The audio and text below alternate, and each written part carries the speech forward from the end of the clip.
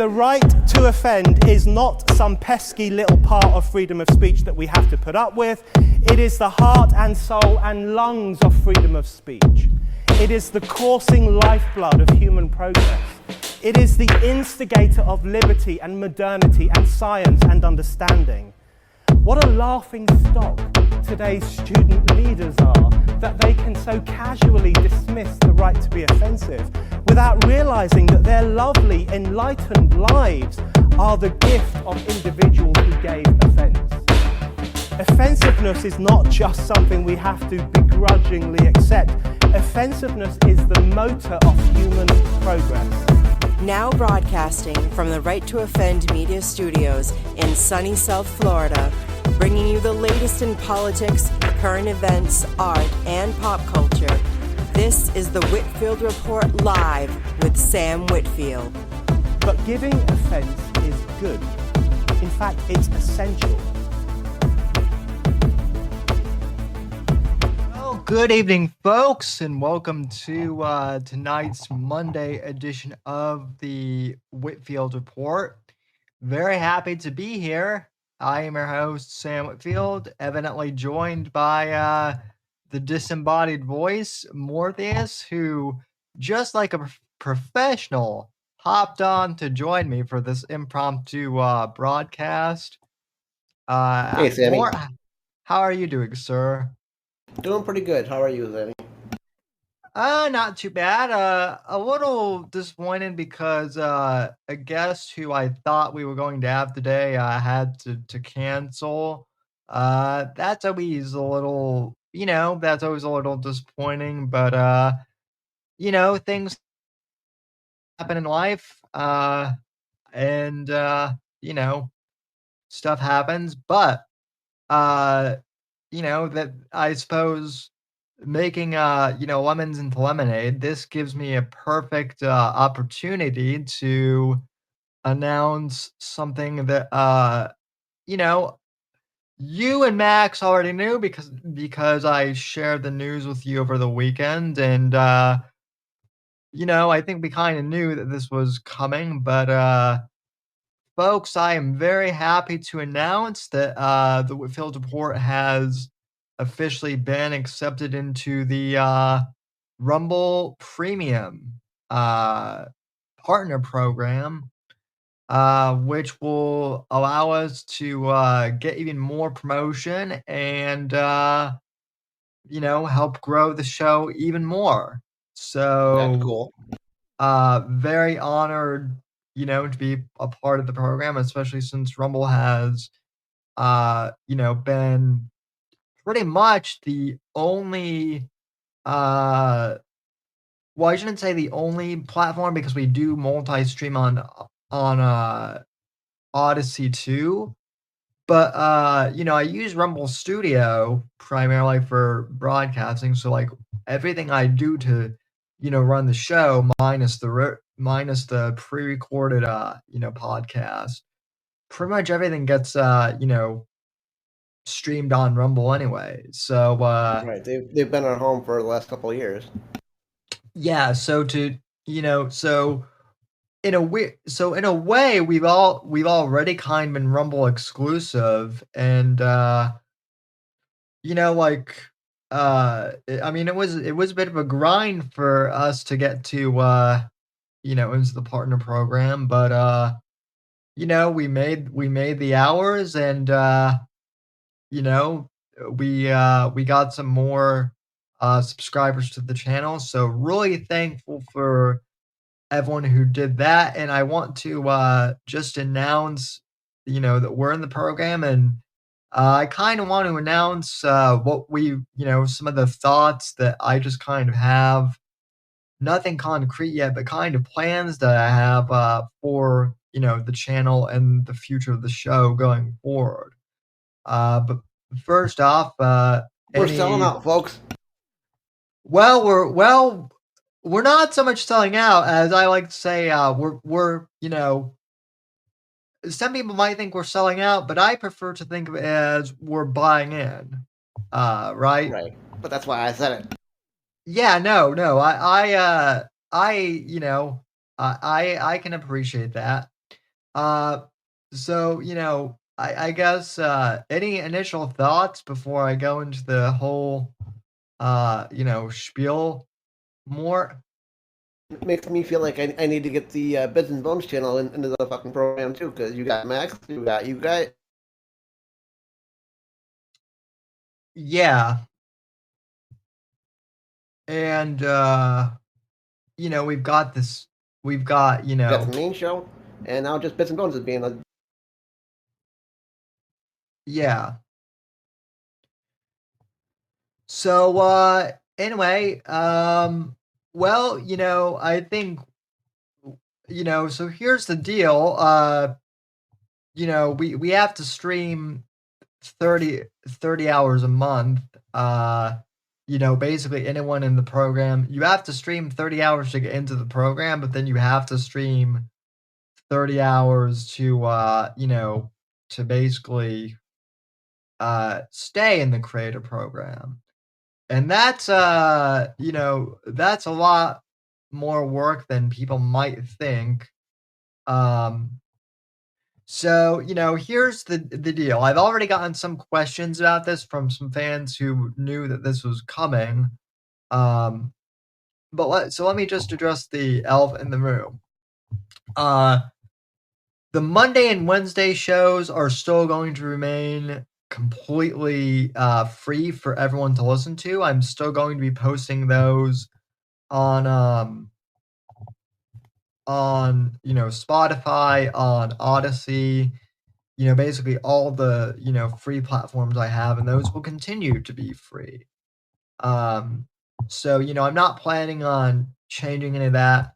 I'm not going to paywall any old shows that we have, none of that stuff that other creators do. What I will be doing though is I'll be hosting a variety of I guess premium content shows that will exclusively be to Rumble. One of the ideas that I've had, and one thing we've talked about is doing like a Friday call-in show, where I just drop the link in the chat and then everyone can join. Now people have asked me to do that before, and I've been hesitant to do that only because in public there's really no way to really like I guess call screen for that. And so not and so by having it be behind the paywall bit, I know it's not exactly the same thing as call screening, but it gives us a little bit of a buffer there. Of course, I know that the trolls, and whatnot, if they really want to, can, pay to get premium too. But at that point, you're paying and you're giving us part of your money. So, At that point, it's the price of admission. yeah. At that point, it's the price. At that point, it's the price of admission. So, if you guys want to call in on Fridays and fuck around with us, you guys will pay for the pay us from now on, Craig.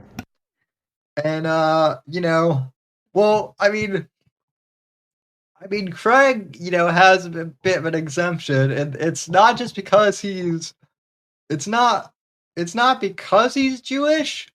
Because he's a friend of the show, but I had to break his chops.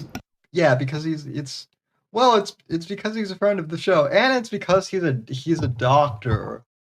And contrary to popular beliefs, like at least for me, doctors love to break my balls. At least some of them do. Doctors have been breaking my balls for 41 years and yours for 30.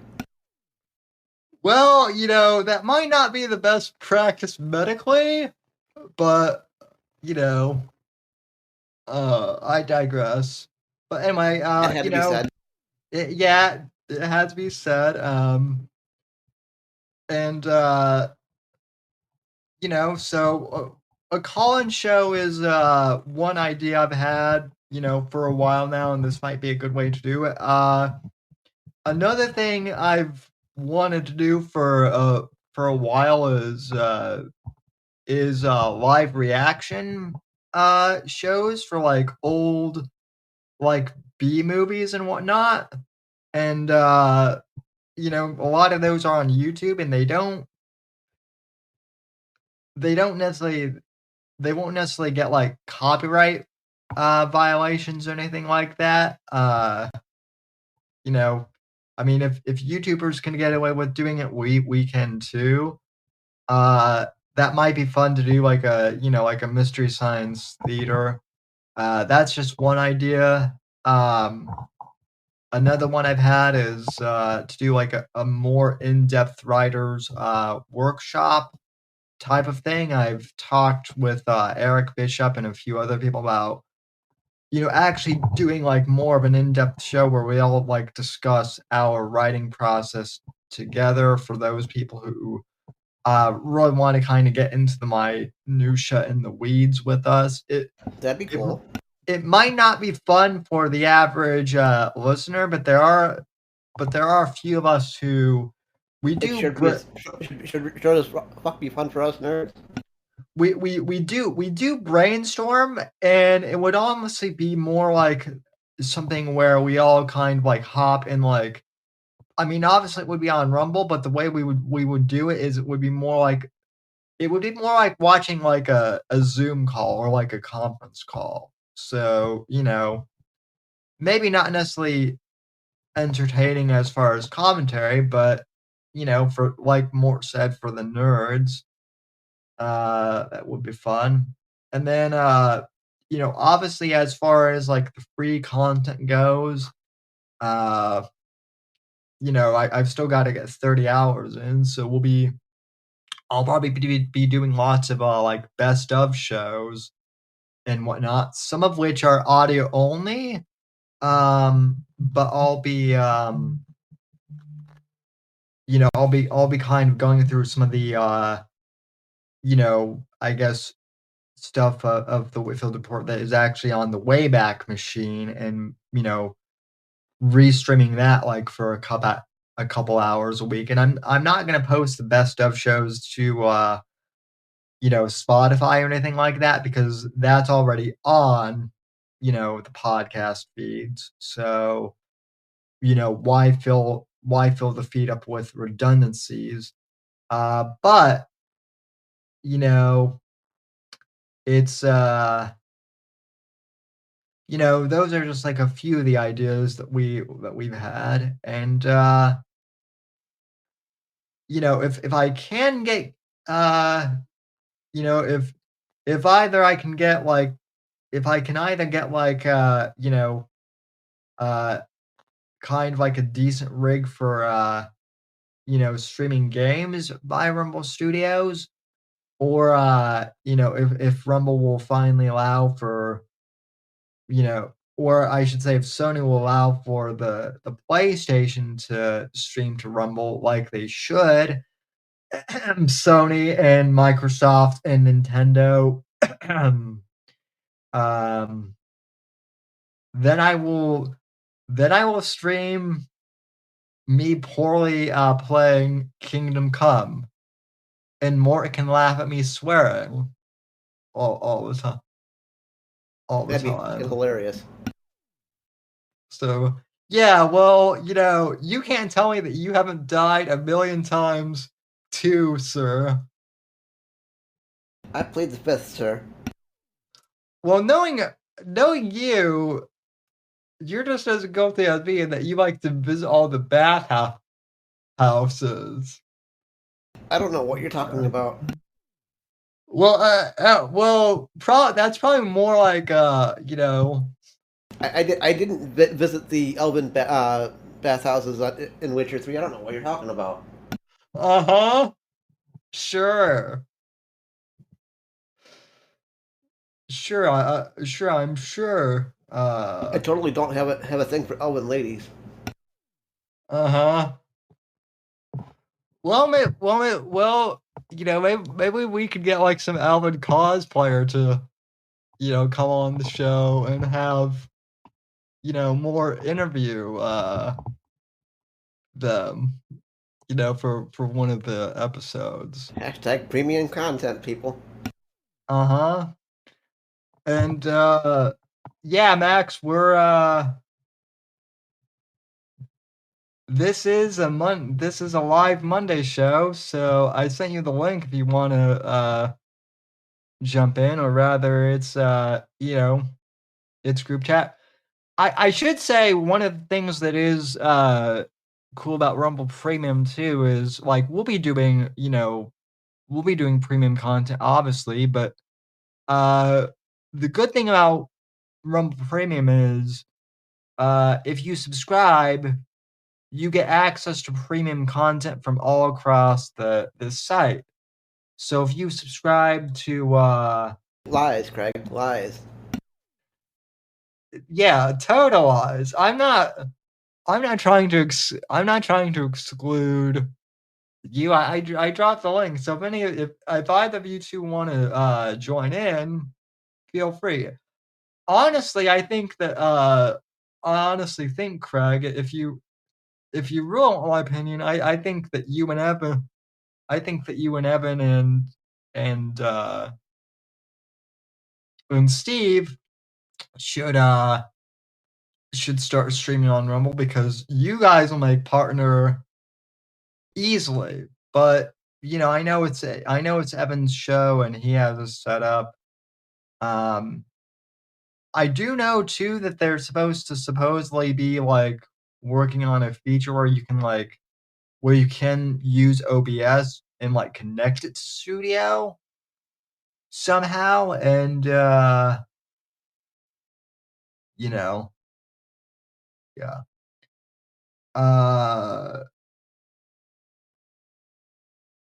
Yeah.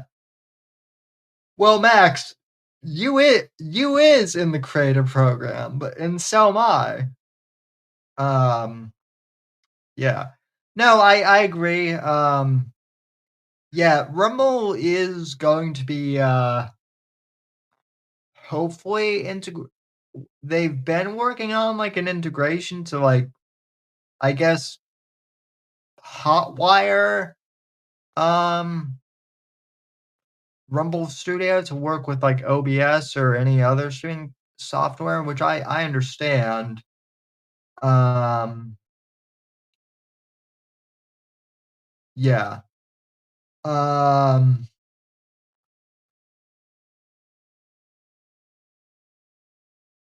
Yeah. The problem is Rumble sells premium wrong. It's not per creator. Well, I mean, they already have Rumble owns locals, which I guess is like the per subscriber paywall. Which I actually have. I have a locals account for the Whitfield report. I've never and it's activated. I've never posted anything there, and I don't really promote it. But yeah, the good thing is that I think the creative program, because it allows people to subscribe to the entire site. Like I said, you get more than just my premium stuff. You also get Right to Offend Media's premium stuff, which is pretty good. And yeah, Max says I had Rumble Premium before just because ads suck. LOL. Yeah, they do. Yeah. And yeah, the 5 hours of premium content I don't think is that bad, honestly. I mean, we do that, and we can easily do 5 hours in one show. If we make that a thing, like it's not a problem at all. my thing, and like I said, this is the reason why I'm gonna be restreaming, like, existing content as the guest. The, the 30 hours is that's probably going to be the harder thing. But we did it before, so now we just gotta grind. And yeah, more. I mean, yeah, I think Bits and Bones would be would be great to get in the premium program too, but it is a grind, sir.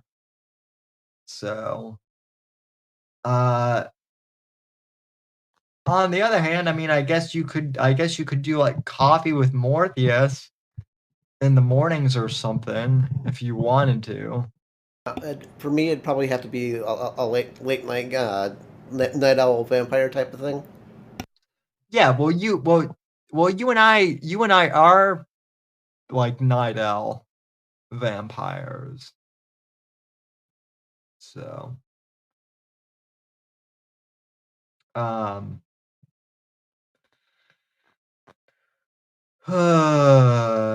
yeah. Okay, let's see.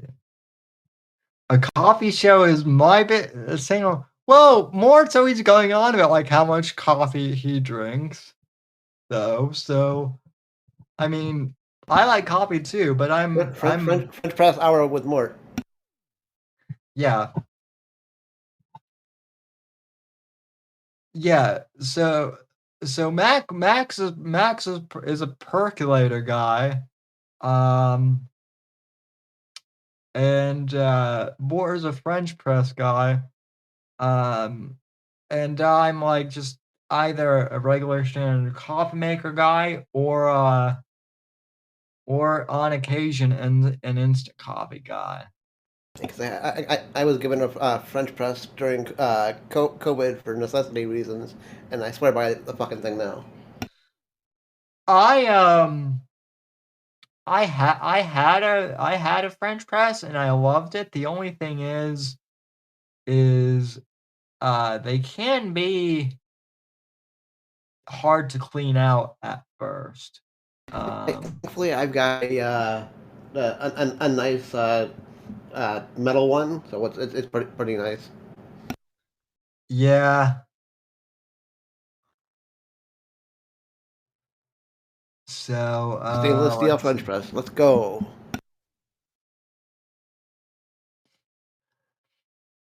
Uh Craig says you should roast your coffee like an American with a bench.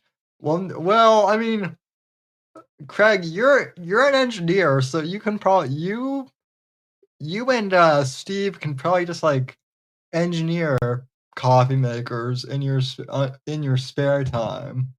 So, um, The first French press that I had was kind of like just a science beaker. yeah, yeah, that was what I had until my stepdad accidentally broke it, and I haven't gotten one since. Yeah, my So, ass was cleaning it. I fucking lightly bumped it against the fucking faucet, and it just spidered down the side. yeah, that'll do it. Yeah, I maybe need to get another. I maybe need to get like a stainless steel one too. So, um,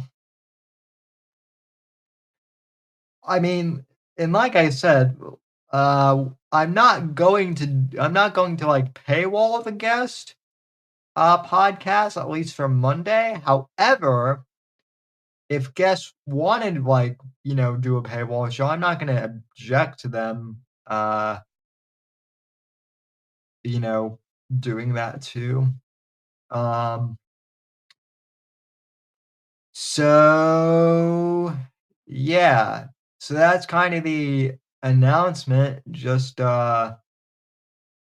regarding Rumble Premium. Uh, very excited for the future of the show. Uh, the future is looking bright. as someone in pop culture said once. Um, Other than that, everyone's been buying Night of the Vigilantes, so thanks for the book sales as well. That's been awesome. And yeah.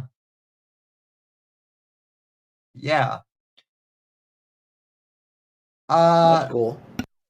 I guess the other thing, since people have brought it up,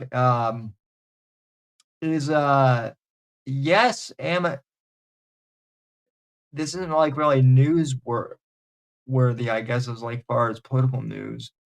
But I believe we covered this a few weeks ago, but uh Amazon Kindle is now like, I guess, putting DRM restrictions on all Kindle ebooks. And I know that some people don't like that. Um, but I will say that I'm actually in support of it because as an indie author, I've always put DRM on my books anyway, because through Amazon, because otherwise, a lot of indie authors will get their books, pirated and put on free websites, and I think that's kind of crappy. So you know I think yes, I agree with Craig, get hard copy. um but if you like if you like digital, don't be pirating indie authors books. But you either get a hard copy or don't be a dick and don't fucking pirate. Yeah. Yeah. And yeah, try before buy still comes with the buy part, just not leeching. And yeah, I mean, yeah, so just wanted to kind of, like I said, not a huge news item, but people are like, oh my god, oh my god, Amazon's DRMing their Kindle ebooks. And I know some people think it sucks, but for once I actually am in agreement with it. If people didn't abuse ebooks so much, you know, there wouldn't be reason to do it. Now on the other hand, I think I think DRMing just in general is kind of, it's not the best solution for everything the way some other companies do it. But that's a whole other enchilada. Um, anyway, though, that's kind of all I have as far as like general announcements and whatnot. More, do you have any topics in mind or any crazy random more thoughts today? Not really. That there is rumblings involving bits and bones, but I really can't say too much other than that. We still got to talk to you, but just Sammy. Uh oh, okay. I got it. We're good. We're gonna form a Crippletron, yes. Crippletron. So also, We'll use Max as the base since he's nice and sturdy. yeah, also, I challenge Mort and I are gonna challenge Ricky Berwick to a tag team match at Cripplemania.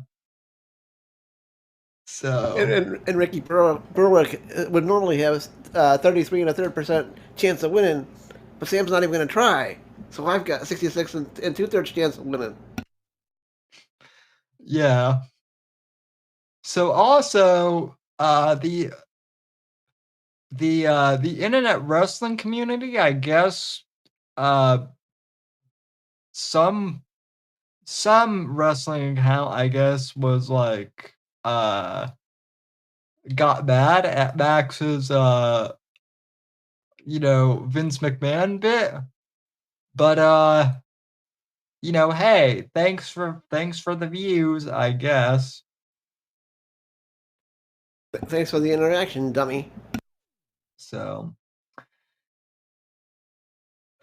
but anyway, well, I got nothing more. So unless the Giant wants to hop on, or Kreggles, or anyone, I think I'll call this an evening.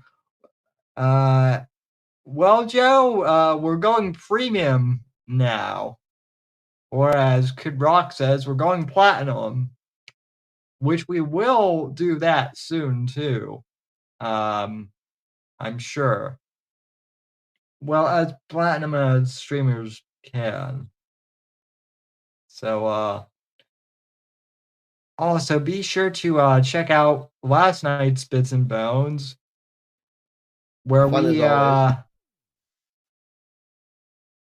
where we discussed we discussed a lot. I went on a rant about like Kingdom Come, and well, it seems like every week we've been talking like how sucky Ubisoft has been. Right? Well, Ubisoft does So Ubisoft bullshit things. They need to stop. yeah, and I did confirm this, but apparently, yeah, Dan Houser of Rockstar still is melting down over Trump winning the election. So maybe, I mean, at this point, if you really want a hot take, I don't really care that much about GTA 6 as much as some other people do. So, I'll still play GTA Vice City any day.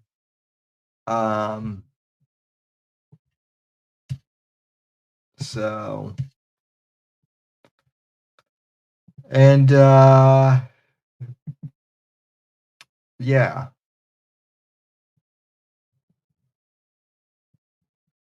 So, other than that, I'm seeing if there's any interesting news on Twitter that's popping up.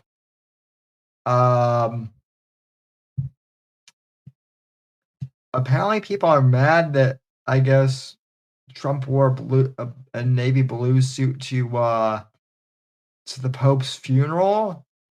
The problem is he wasn't the only one with the blue suit. Yeah, that's true. I mean, yes, I get that. I guess that black. I get that black is the is the traditional like color of mourning. But I believe Obama like used to wear tan suits all the time, if I'm not mistaken, and I actually didn't have a problem with that. Believe it or not.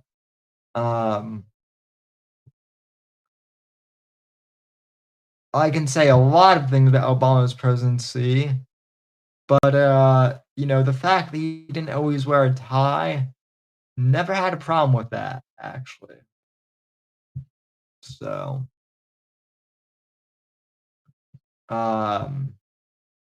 Apparently, we're going to have a doctor joining us soon.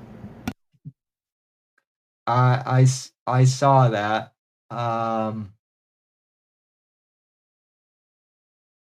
So, I will. I thought I added you to the Whitfield report group, Craig, but I will.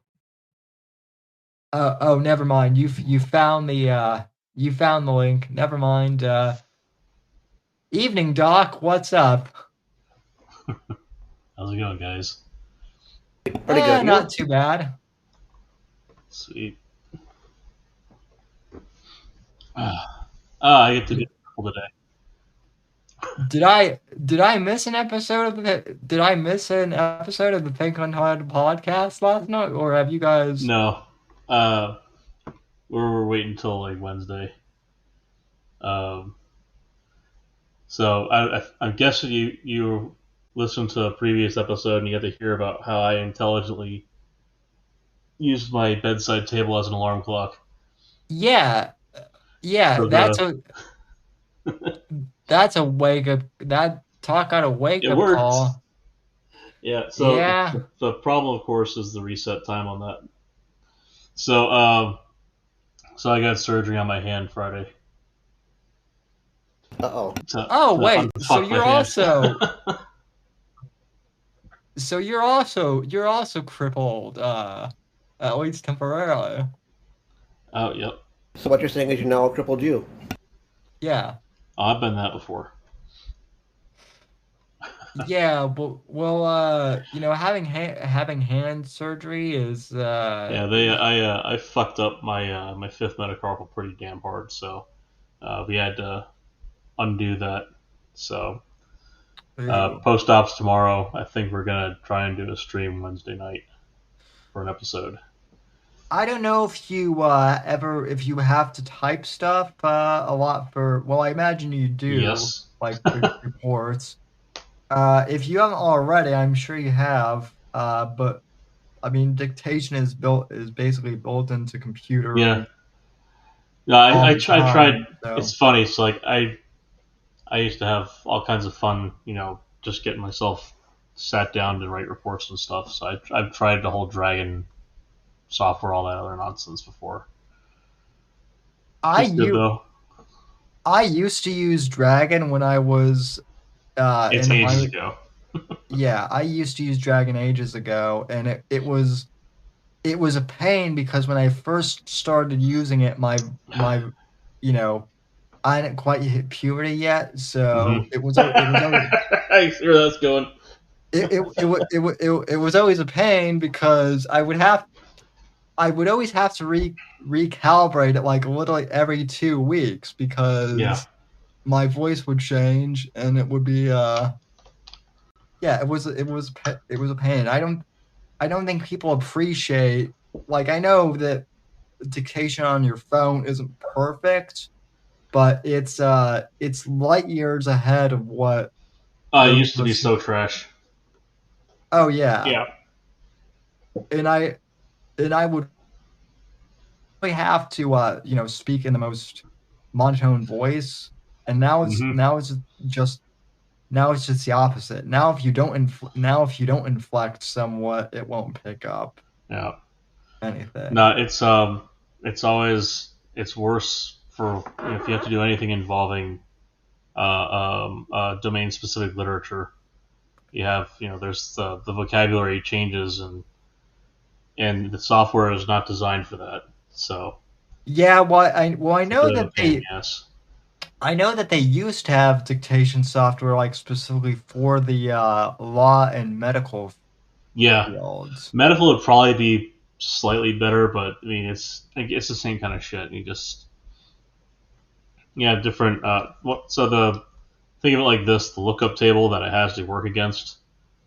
The more syllables or phonemes really that you add to a word, the longer depth of search it has to do, and it's not linear. It's not like you have 6 syllables instead of 3. It has 6 times the base amount of whatever to look through. It's kind of ridiculous because it has to do all the different combinations inside.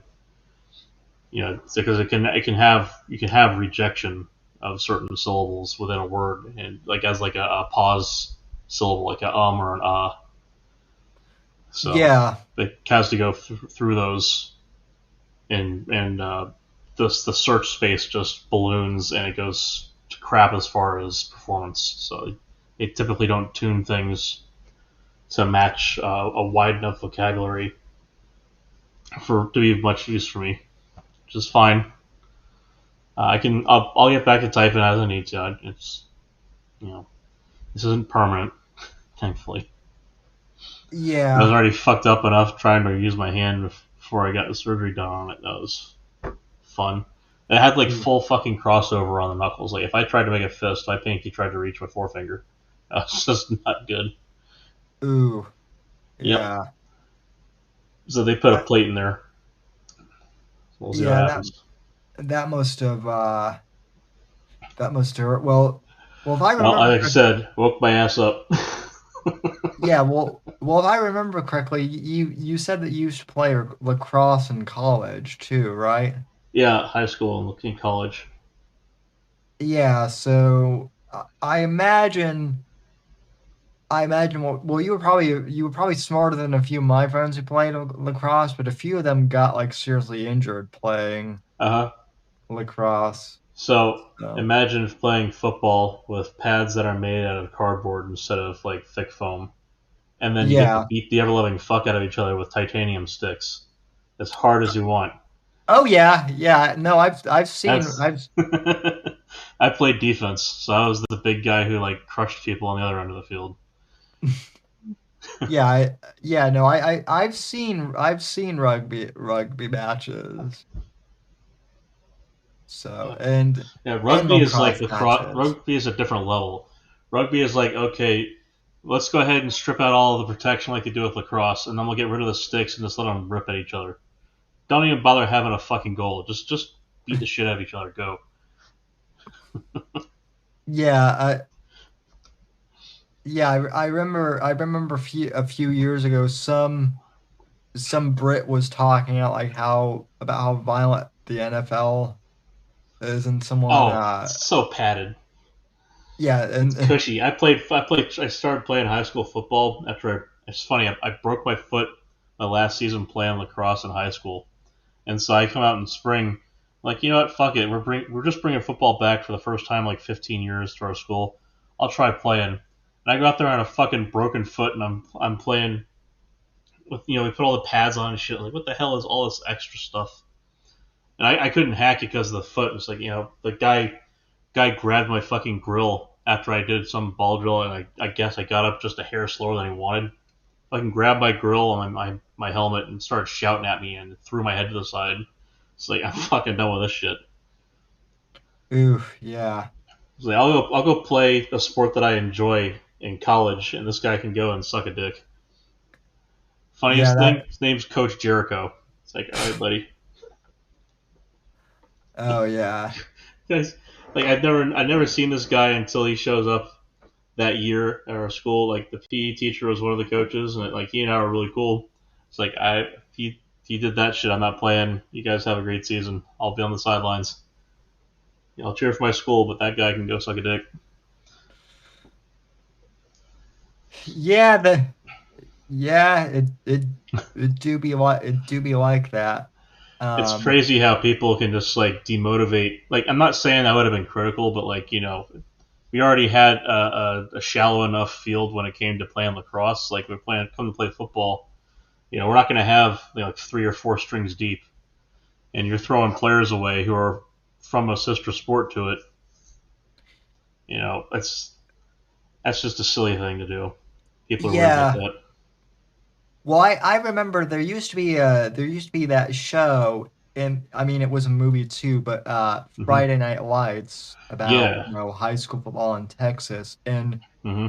at first I thought a lot of that was fictional, but then I met someone in college who who was originally from Texas, and he said, "Oh no, they treat high school football like a fucking religion Yeah. there in and of It's kind of itself." weird. In and of itself. So I'll say this: the high school lacrosse was a lot of fun, and we had like no depth on our team. So it was like if you're playing, you're basically playing on the field. You're not just on the sideline. And so like we had some fucking athletes. I got to college, and that was a whole different level of intensity. yeah. But but the guy who was coach for us when I joined at UF, um, he was from the last team, which like from like a few years back that had gone to nationals. And it's set up kind of like the basketball where you have like a Sweet 16, so we have a nationals with 16. teams. Yeah. And we got the 15 seed all three times in a row the 3 years I played at UF. I got showed up on the team. The coach came up, and we took it nationals 3 times in a row. And then I just like had to choose to like get my degrees instead of fucking play a sport.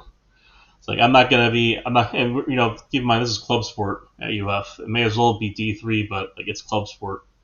And I asked before, like, if they're going to pay for us to go in, should we ever do divisional? They said, well, we'd be paying to do D1. I said, well, we're not D1. We have football here. I said, yeah, that's right.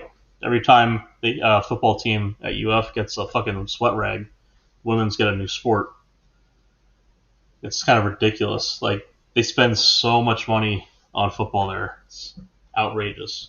But, I mean, we did get to use their gym facilities until one of our illustrious members got our asses kicked out. Fucking like slapping weights. Yeah, well, I respect that shit.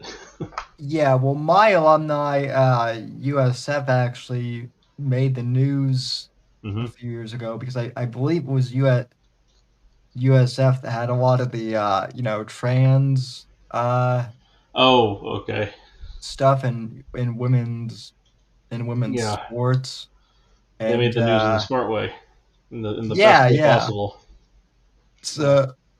So for once I wasn't the most controversial guy that went there. So oh man, that's gotta like. So here's the funny thing is, and this would actually be a true like schism on it. So one of the things you didn't do as a guy playing lacrosse is fuck with the women's team in college level, because like you don't like talk shit to them. One, they're better at talking shit than you are. oh yeah, Because they are evil. They're fucking evil people. But two, they don't have any pocket in their stick, so they don't have any way to like keep the ball in the stick, like just with centrifugal force, as like you kind of expect. Their nets are flat, so their ball handling skills, and yes, there's lots of fun innuendo that goes into that. Their ball handling skills are way better than yours will ever be. So like their stick skills are way better than yours. So if you ever like talk shit about them, they'll base, and especially if you're on defense like me. So I have the 6 foot pole, they have the 3 foot one. They can walk in, and they will smoke you and score every fucking time because you can't get the ball out of their net. If you let them ever use a men's stick, it's impossible to get the ball away from them. They're just that much better. And again, like the idea is they don't have contact in their sports. They're not supposed to.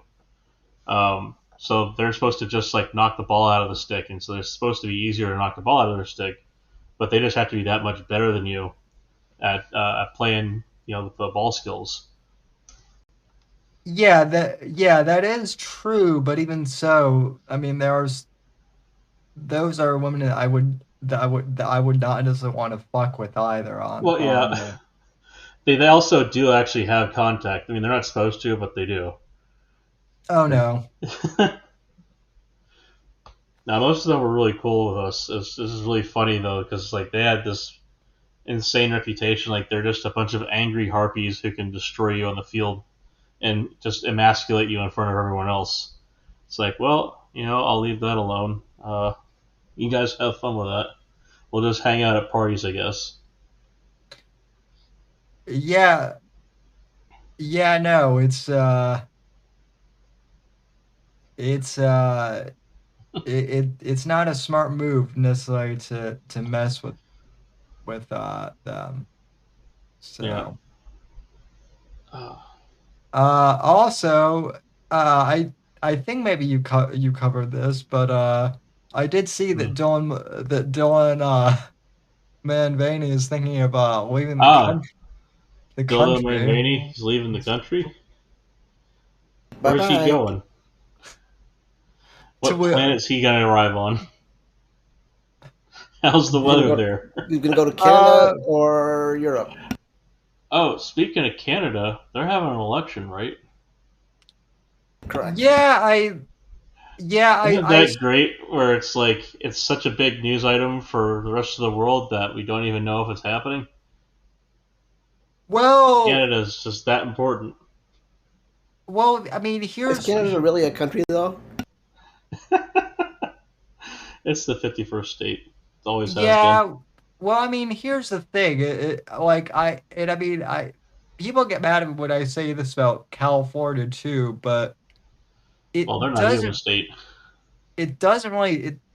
It doesn't really It doesn't really matter because like Canada is so far left, and so is Yeah, California. Well, at least the major population centers, I should say, are all so far left that yeah. it doesn't really matter. Like as much as I like the you know the Polly what's his face, the Canadian Pierre guy who was, Polyev. yeah, as much as I like some of the stuff that that guy said, Uh huh. He's it didn't still a make it. lefty. Yeah, well, he's still a lefty, and he didn't get, he didn't really have a chance of getting in anyway. Well, I mean, it's So that's kind of like the whole libertarians for the most part, but like libertarians, they're not always looking for like full market share. They're trying to get to a certain percentage to show that they exist. Um, Do they exist though? well, that's kind of the question that's supposed to be answered tonight. well, yeah, well the thing with the libertarians is they're so split that they can't come together on any Well, consensus. yeah, because if they say, "Hey, we have a pretty moderate person who's doing a great job," and then all you look over, blink, and suddenly they've got a leader who's fucking kneeling for BLM. So like, I don't really take much stock in what they have to say on a lot of things. I mean, they'll come around and they'll have good points, but the as far as the national politics goes, a lot of times it kind of swerves off to one side or the other and just kind of leaves the whole political map. Yeah, yeah, I mean, the libertarians kind of lost me when, to be clear, they didn't really do this as a party, but there are there are way too many people in the libertarians who do the whataboutism about age of consent laws, and I'm kind of like, Yeah, I don't need to hear about that kind of shit, right? It's like, you yeah, guys really gotta go down that road. I mean, I'll toss them this bone, That's really your issue, fuckers. Really? right? I'll toss them this bone. There are states where there are not bestiality laws. Do you know why those states do not have laws against fucking an animal? Because they don't have enough people that fuck animals. So I could see why there might be some states that could have, potentially, if there were large enough, there are several more planet Earths, um, or that we didn't have enough pedophiles to go around, there might be some states that didn't have age of consent laws. But seeing as we live in a place where we have enough of these pieces of shit around the country, perhaps we could just consider that 18 really is a reasonable cutoff and leave it at that. I don't even mind having the debate about legalizing legalizing legal prostitution, at least having the debate about it. But Or you know, I'm kind of like, yeah, if you're going to go down the age thing, then yeah, like, that's come kind on, of a guys. non-starter. Yeah, the oh, she is an old soul. You know what? Well, this is a shallow grave. Hop in. Yeah. How about you take some of this penicillin, please? That's a wonderful story. Keep digging. So yeah. Well, also though, like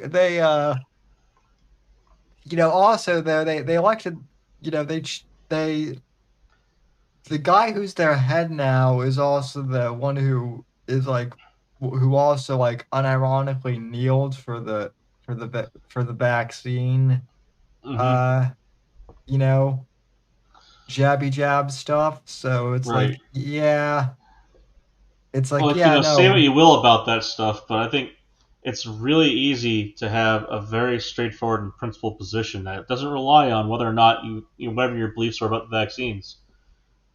individuals need to be able to choose what goes into their body, period. And Yeah, moreover, requirements that you put this stuff into people's body, we know that there's going to be a rate at which people are going to be harmed by these things, no matter what. There are people who have bad reactions to vaccines all the time. It sucks, but it's just true. That's one of the reasons why they're supposed to be elective, because if you have a reaction to it, you shouldn't be putting that shit in your body again. So we don't require it on people like that. You can have an exemption for that reason specifically. I'm And I'm so one like, of those it's people on that that basis alone. reaction. Like this, on that basis alone, if you have a requirement for a vaccine, if you make it mandatory, you are going to harm people. We yeah, know that. That's why we do not do that. yeah, and like Moore said, he had an exemption. Even though it's not mandated even though it's not mandated in Right. Florida, I still got a signed exemption because Yeah. U.S. It's I have enough medical issues. I don't need something more. Yeah, the other side of it is, there's people who are going to get vaccinated who are not going to be protected, and those are the people who are like kind of those are people who are just kind of totally screwed. That believe they've been protected and they haven't been, and there's people who don't get vaccinated that would be protected by herd immunity. So there are, you can make polarizing arguments in whichever direction, but again, the fundamental freedom of it is that you get to put what's in your body, what you choose, not what you're told. And that's because we know that if you're just told to put shit in your body on a population scale, you will be causing harm. And yeah, it's not going to be a lesser harm thing. It's like we know that will harm people. And moreover, if you look back at the last round of things with COVID, the first vaccine had an 80% uptake rate. We had an 80% rate of vaccination in this country. We can't get half people to take the flu vaccine. Like, just yeah, imagine how, as far as like vaccination campaigns go, that was the most successful one in the history of the country, history of the world. So, people cry about the way that the vaccines were handled last time, with COVID, and they're crying about it from the side of trying to get everyone vaccinated. I really do have to tell them to eat a dick, because again, most successful campaign in the history of the country. So, sadly, some of the wrong lessons are going to be learned from that, because it varied across different states. If you find that you can give people more of a choice, they're more willing to take it up. If you tell people they have to take it in order to do everything else in their life and be happy again, then they're not going to be so happy about taking the vaccine. And they're just going to, not only they're going to hate you for it, but if they did take it, they're probably not going to take a booster. If, say a booster was necessary, why the fuck would they trust you? I mean, people spent so much capital, like so much intellectual capital, so much like faith in the system. They wasted it. Anyhow, yeah. Well, but I Canadian mean, politics. I don't know if Sorry. I don't. No, I don't know. Well, you actually brought up something that that I think is actually a good point. I don't know if it was I don't know if it was you or Steve or both of you. I think it was last week. You know, I think both of you, and I'm kind of, I've said this before. I definitely think Fauci should go to jail. Yeah, he needs to Um, get his ass in prison. He caused yeah, way more harm than anyone. He caused more harm than the Wuhan Institute of Virology in this country. That's my opinion on him, which is yeah. pretty Well, fucking significant. yeah. Well, he's honestly, he's one of the reasons why I was so why I actually didn't get vaccinated because Hmm. there at one point I actually was considering getting vaccinated, and then it was kind of like when he started to be like, you have to get the vaccine, and when he Yeah, when he when he started fear mongering. Mister, I am the science. Yep, I am the science. That Yeah, motherfucker. yeah, when they start, trying to force, I'm actually gonna be like, wait a minute, why are you guys forcing this? Yeah. That's when I become a cynic. See, So that's the thing that I most kind of fear coming out of that I mean, it's not that it's a bad thing to reactionarily say go fuck yourself, but to do so potentially to the point where you cut off your nose to spite your face. You know what I mean? Yeah. Like, suppose the vaccine really was contrive the scenario as you need to. Say the vaccine really was necessary, and without it, everyone, say people would die, and that we absolutely needed to hit her immunity. It was sterilizing immunity that was conferred, and like it had like a 50% lethality, mortality rate. Having some asshole like him come out and tell people you have to get vaccinated, and then having people reactionarily say, well, now I'm just not going to do it on principle because fuck you. And what the hell do you have to gain out of this? What's going on here? And Again, magically, real questions. my body, my choice contingent went Oh out the yeah, window. all that shit. Oh yeah. That was fucking amazing. Yeah, I actually ended a relationship with someone over that because she was doing the my body my choice over over abortion, and I'm pro life, but like I never really pushed her on it. Right. But then when it came to that, I was like, okay, so hold on. So, Oh, she you're came my after you over the vaccine? yeah, so you're Oh. my yeah. And she used the well, well, you're disabled, Sam, so you're significantly more at risk, and I'm like, What? and Yeah, I'm no. like, Okay, let me put that in context for you because I think I can give you a better context here. Your disability does not concern your immune system in that way.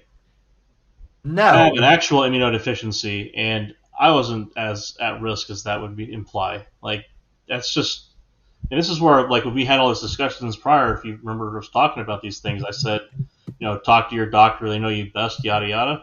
Like, and this is where I mentioned with Steve that our calculations as far as personal risk were radically different, and it's because they really were. And like someone throwing that shit in your face is just kind of asinine, especially when they're wildly incorrect.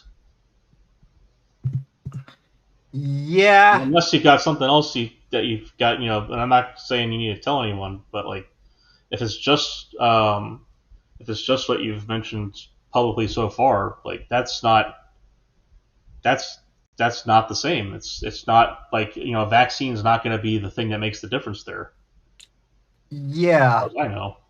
No, I mean, yeah, no, and it's and like and I mean like cerebral palsy is pretty varied. Like I do know that there Yeah. are people who have additional complications that do Right. affect their respiratory, but I'm not one of them, and So so wrong. it's it's more the thing that people see. And I mean I know more gets this too, but it's like Yeah, they see even my primary diagnosis of spina bifida, it wouldn't be affected. right, but people see the wheelchair, people see Oh, before they person see A you. in They wheelchair. see the wheelchair and they think we're sick and infirm motherfuckers. Yeah, Well, I that know were you're both sick, but I don't know about infirm. yeah. We're both sick. We're sick, but in the acceptable way. We're both sickos, but Well, let's rein it back in here. Neither of you are arguing for a change in age of consent. Facts. yeah, that's true. I even Again, we are sickos within the appropriate bounds. I Yeah. I honestly said to someone else who was saying who said I should get the vax. I said, buddy, I said you vape all the time, and Oh yeah, God bless so dumb. you. That's your choice, but you know, you know, it sucks that you're completely able-bodied and yet you have like a weaker lung capacity than I do. I'm like, if anything, you're more vulnerable, to COVID than I am. So that and all the obese, people running around. But we're not allowed to talk about that. Yeah, Sam Max and I have talked about this in the past. As far as I know, Sam and I do some pretty extensive physical therapy, if not daily, at least like every other day type of shit. Yeah, I mean, even for us, just doing like, at least for me, just doing, Doing just daily. our daily care is enough exercise for most people. Yeah. Got a couple of damn Paralympians here. Well, Again, gonna humble brag here, there, Craig, but I do like table push-ups on the daily. Uh-huh. yeah. I also while we're on the rant, differently able is such a It's fucking so nothing. gay. It's fucking gay. That's what it is. It's fucking Yeah. gay. That's my response to that, because the same exact crowd of people who would get upset by the word gay stressed using that kind of shit. Facts. Fuck those faggots. It's the same shit. I got ADD, and it's like, you know what? That's not my fucking defining personality trait. It doesn't need to be theirs either. If it is your personality, if your disability is your entire personality, I genuinely feel bad for you as a person, because that means you've left so much more on the table and you haven't chosen to go after it. The ADD thing really annoys me, not because I have it, but because people I know who are just lazy say that Oh, they it have got way ADD. overdiagnosed, by the way, in the 90s, which is just fucking funny. There's basically a bunch of soccer moms who doctors were trying to get out of the fucking room.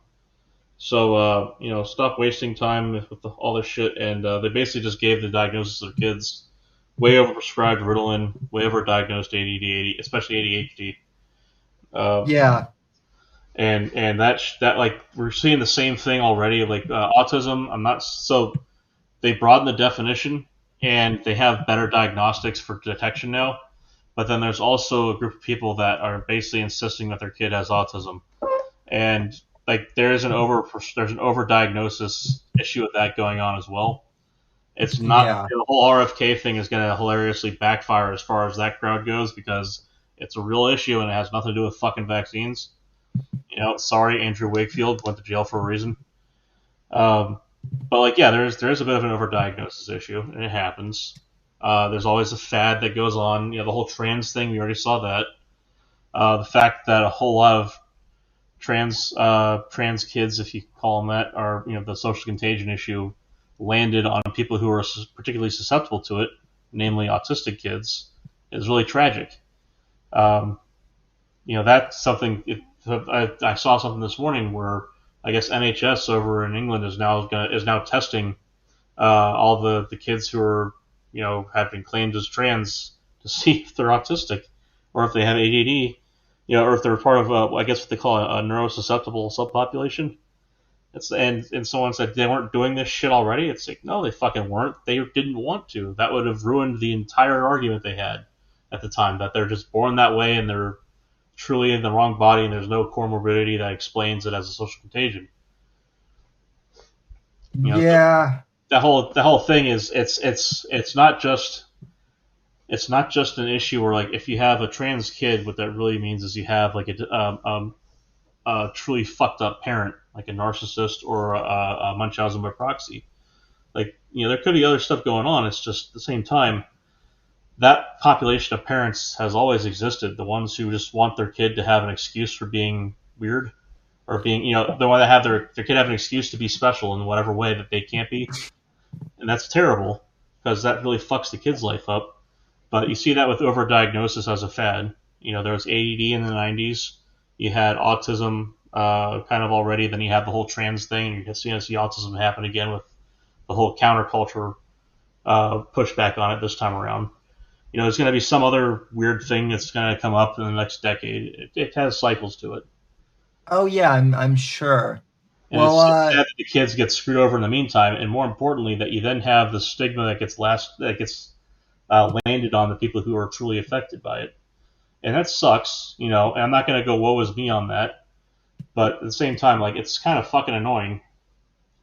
But then again, it would be more annoying if my entire personality was based on a diagnosis instead of just like living a fucking life. So there is that side of it. You got to get to the point where you move on. That's kind of something that kids should be taught as they're going through this shit too. When I was a kid, when I was just starting like kindergarten, I guess the school psychiatrist at the time tried to diagnose me with ADHD and put me on Ritalin without ever having actually like formally diagnosed me. Without a diagnosis? Without actually having like observed me or anything. Oh, okay. And so my mom was in what they call an IEP meeting, which is you know, it's basically like a meeting to assess how to help your, you know, child with, you know, disability needs or something like that. And so I guess the school psychiatrist brought that up, and my mom asked, so what, you know, if this is news, like what, you know, evidence do you have? And they said, well, you know, and at this point, I guess I was still in pre-K, and he said, well, you know, your son doesn't really focus that well, you know, in it, like during the math part of class. And she's like, okay. Okay, is there anything else? Well, he's hyperactive. Not everybody likes numbers. Well, he's hyperactive. And she goes, so this is you know, so this is your you know, this is your diagnosis, quote unquote, for ADHD. And then the psychiatrist goes, well, we would need to do further testing, but yes. And so my mom stands up and basically says, if I hear another word that you guys want to put my son on Ritalin, I will sue the school district. Yeah. Good for her. And so they never put me on Ritalin or anything like that. You. And they actually got rid of the testing's important. It's really fucking important. And when they dilute the diagnostic imperative and importance of the actual, you know, diagnostic criteria, when they dilute it out just by saying, oh, that's like a formality, we want to get your kid on drugs, that's the time to tell them to fuck off. Yeah, and that I can tell you there's a very specific criteria for impulsivity, for intelligence factors, all kinds of other stuff going on there, like that you can test for and that you should test for if you have that concern. But if your main concern is the kid is a boy who's slightly hyperactive at pre-K level during a relatively boring part of class as far as pre-K is concerned, let's be honest. Yeah. Like, come the fuck on. I mean, you know, does the math class occur right after running around outside or right before running around outside? Like, that all matters. And they really shouldn't just force drugs on kids like that. That's actually one of the things that really pissed me off when I found out about that later. I was glad that the whole diagnosis thing I went through, like, part of it was my, you know, best friend I've known since I was like less than 1 year old. His mom, child psychologist, friends with my mom, and it's like this is stuff we kind of knew to look out for way earlier. And like they gave the questionnaire to the teacher, and then I went and I got properly diagnosed, and it's like I have, you know, the fucking numbers to show it, which is different than just like having a mom insist until the doctor relents. Like if I had not had, you know, if my numbers hadn't said, hey, this person clearly has ADD, I wouldn't have it. Like it's just that simple. Yeah, I mean, I hate to say this, but there are lots of particularly moms out there who, you know, some kids are just not high performers, and that is okay. And you have to be accepting of that because otherwise you cripple what they could be because they aren't good enough for what you expect them to be. Even Well, if they there can exceed your expectations, had you only nurtured that spark in them. And that is a tragedy. well, there were also moms, at least when I was growing up. Not all of them, but there were definitely enough of them who the moms were also on antidepressants and stuff themselves, and Yeah, for whatever reason they weren't, they didn't deal with, being moms reality. or parents all that well, so Yeah, they drugged their kids because they couldn't deal with, right. Yeah, they being can't deal with the kids running around screaming because they're kids, so they decide to drug them until they sit there quietly. That was yeah. actually one of the things that kind of drove my parents up the wall about it was that I was somewhat so I have predominantly an attentive type, um, so I wasn't like just running around hollering, but at the same time like I did quiet down a bit, and that kind of spooked my parents a little bit. Like they were wondering like, why isn't he acting like a little boy ought to be acting? And the thing is, I was already going to be acting weird no matter what, so that part, good luck on them. But same deal there. It's kind of the one that was actually truly atrocious, and I'm glad it was such a small percentage of parents um, relative to the scare that they caused was the parents who would get their kids diagnosed so they could take their kids' meds. Those people are fucking monsters. Oh yeah. Oh Jesus! Yeah, and like I said, I'm so glad that it was like a blown way out of proportion. Like there wasn't actually that many parents doing it, but like that existed. That's pretty fucked up.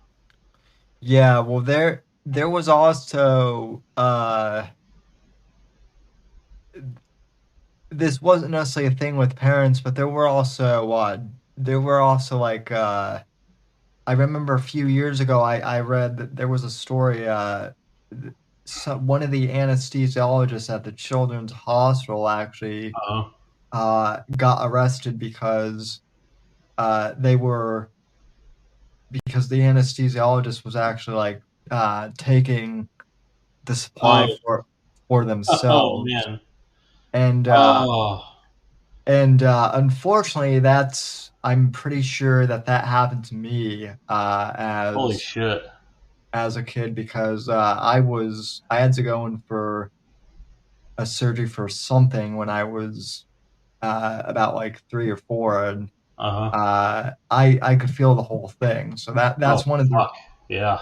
that's one of the reasons why I have a pretty high pain tolerance, but also because Yeah. that's also why I fucking hate hospitals. So Well, um, let's see. There was a guy. Actually, I know Jim covered him before. I can't remember what video he covered him in. There was a guy in Jacksonville, a dentist, who like basically did significant unnecessary dental procedures on children without pain meds, and like basically just tortured children and like unnecessary tooth removals, root canals, pulp canals, etc., just to get the I guess what would that be? Medicaid money or Medicare or Medicaid, right?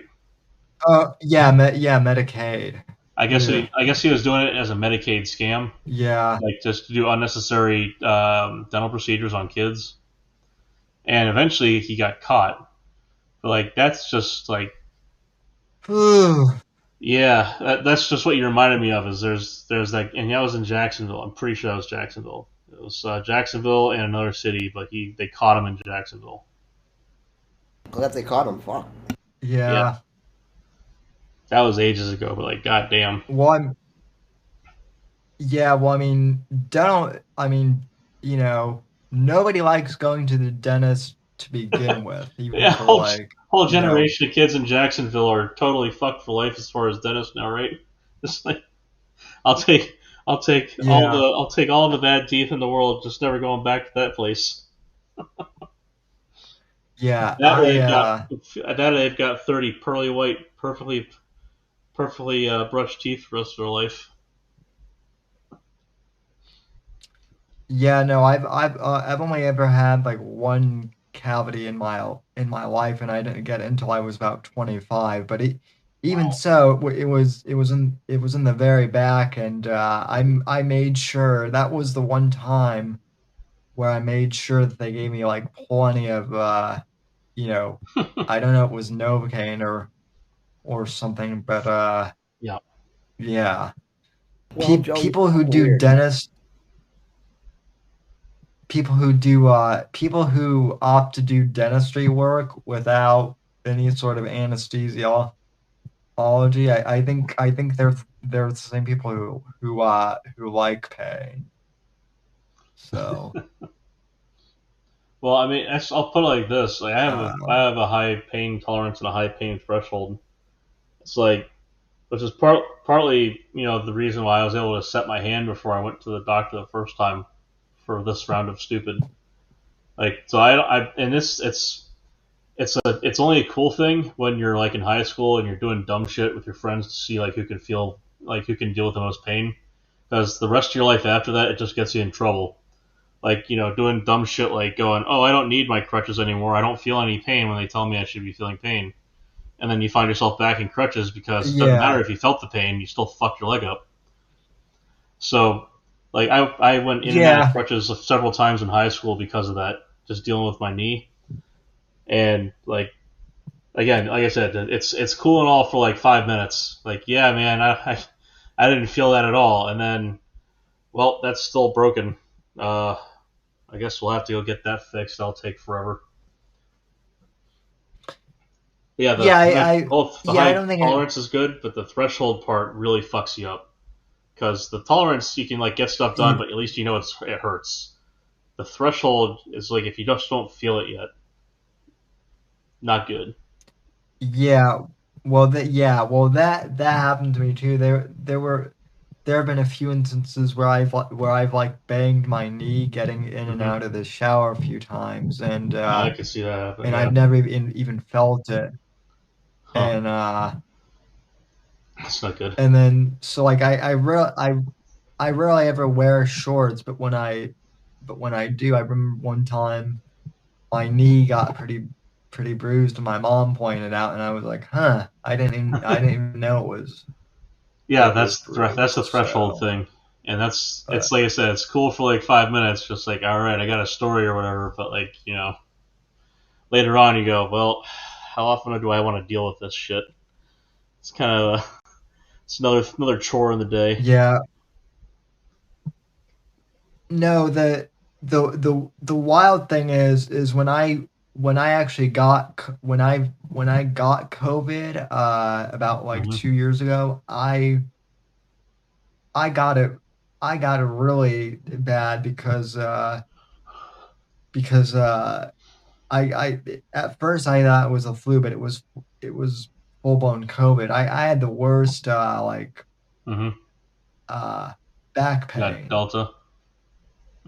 yeah, ever, Yeah. and yeah, so No, my girlfriend, she got it. uh She basically got like wild type or alpha that October, and like she was like that was really fucking bad. Like her bed was like 3 feet away from the door frame to the bathroom, and like by the time she got up and got to the door frame and like got a hold of it, she had already tunnel vision down to half her field of view, kind of ready to pass out.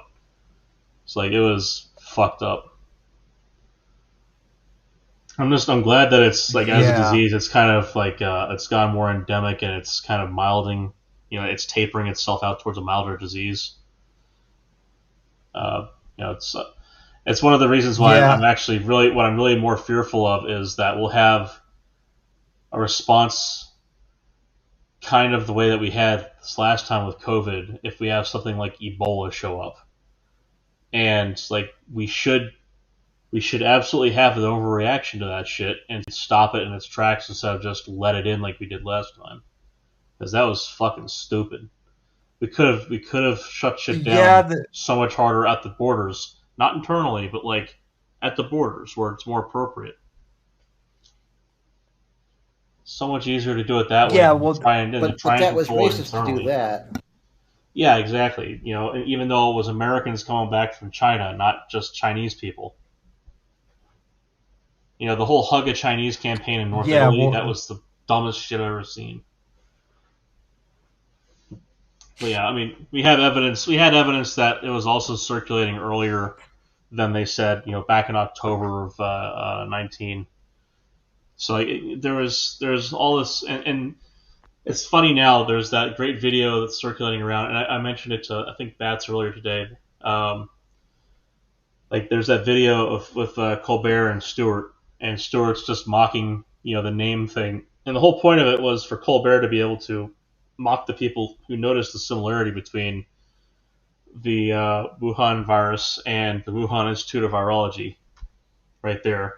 And so Stewart yeah, was kind of going over the board on that, but he wasn't wrong, and the way that clip has just been aging like wine, showing the snooty bullshit coming out of Colbert and his inability to actually articulate why someone like Jon Stewart noticing obvious shit is wrong when it wasn't, obviously, but like the lacking any ability to articulate even an excuse for looking down his nose at Jon Stewart as he was making that argument. It was just blatant that he had nothing. yeah, And again, it's yeah. Even maybe in the Hershey's Pennsylvania one was I liked that one at the end. It's just maybe there's been an outbreak of chocolatey goodness near Hershey, Pennsylvania. Maybe a crane mated with a tree, or maybe it was the goddamn chocolate factory. Ah.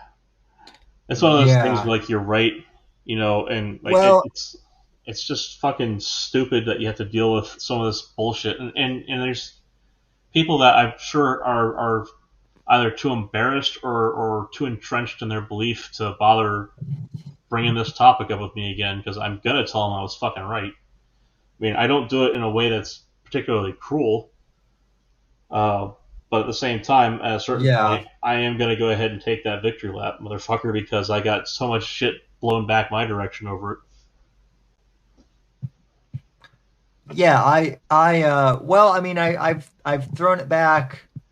I've thrown it back in other people's faces already because And that's why when occasionally people you'll see me tweet, "Fuck you, I was right. Fuck you, I was right. Fuck you, I Right. was right," with no context. That's what that is. Although it's well not, it's annoying that you have to do that as a callback to Razor Fist, though. Oh, I know. well He when was fucking wrong. Oh, I know. well And when then pe- it's not, well and it's not intended as a callback to Razor I, Fist. I know, I That's the know. way I I'm fucking feel. with you. I'm fucking with you. when people were complaining out when people were complaining out Trump's Supreme Court, or Hmm. with the Supreme Court, rejecting Roe v. Wade, and that Yeah. they did the My Body My Choice. I told a few people, including people in my family who were bitching about that. I said, I'm like, no, no, no. I'm like, you don't get to complain You don't get to do about that now. about about that. Well, Yeah. why not? Well, why not, fascist? Um, Because you didn't let us fucking bitch about the goddamn fucking vaccines.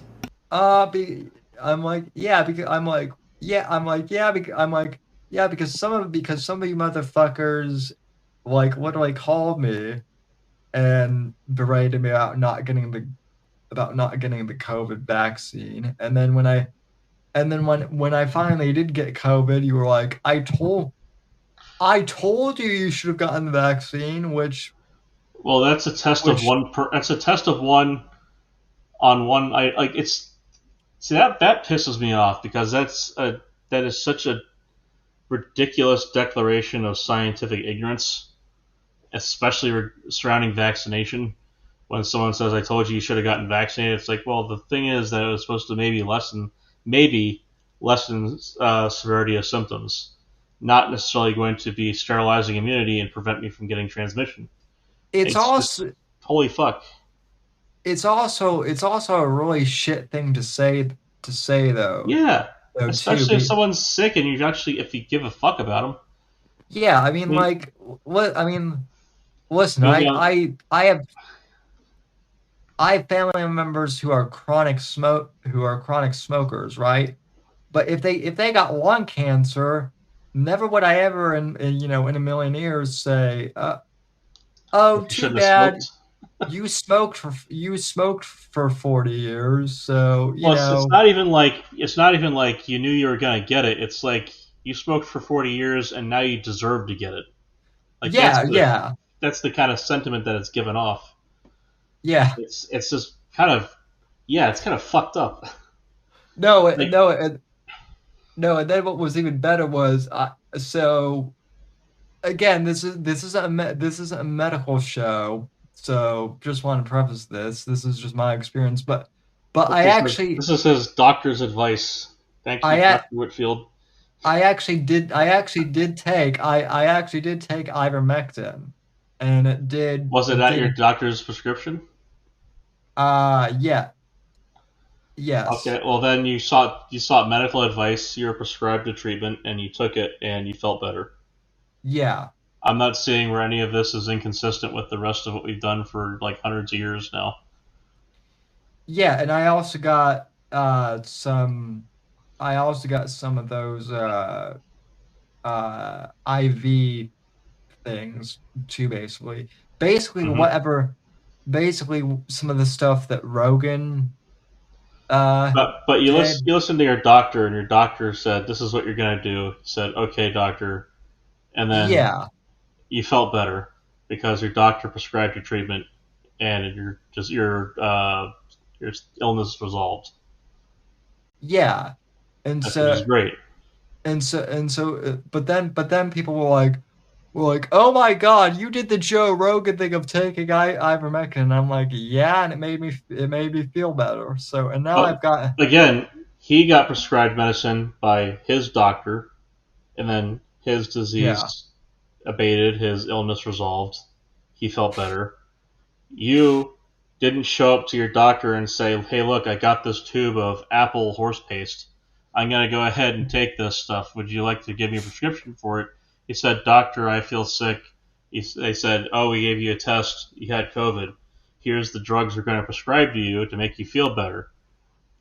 Like yeah, I'm not like the fact that you have people coming after your ass, like you did the whole Joe Rogan thing, as if you walked in, as if like, I don't know what people why people have this perception, but people don't often walk into a doctor's office after having just seen a commercial on TV and say, "Doctor, I feel like I need to see butterflies outside. Give me Abilify, please." They don't come in and say, "Doctor, I need Paxlovid."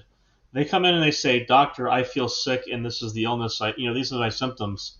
And the doctor says, "I think I have something for you." Those commercials are windfalls and liability cover your ass measures. yeah, Those are designed to buy out journalism writ large at a media organization. Those are not for you. They're there specifically as cover your ass in court. So when you go up to when you the fact that they have this perception that you went to a doctor and you said, "Doctor, I feel bad. I want the Joe Rogan treatment." It's amazing because it's what it tells you is something about their psychology. They have such a low expectation of you that they think you're influenced to go to a doctor and do what no one else on the planet has ever fucking done.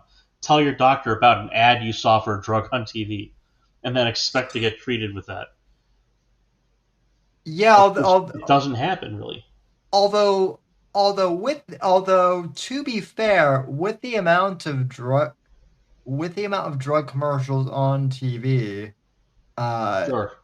I'm not because like I do have friends who are from Europe who they think that Americans do that because when they've been over here in America, they Well, see all as they they s- say, the European mindset can't comprehend this.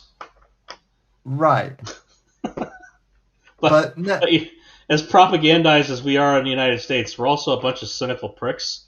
yeah, Nobody's showing just telling you, the people who show up at the doctor's office and tell them about the hot new drug on TV. Those are the reps who are trying to get rid of the quota load of free drug samples they've been tasked to distribute.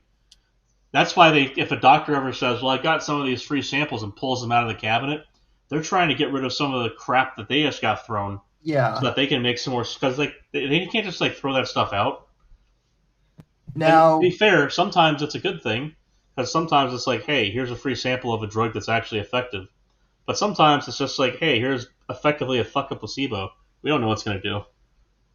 to be fair to my doctor though too, he did want to send me to the hospital, but I was like, nope, I'm Sure. not doing So I'm he had to not deal doing with you.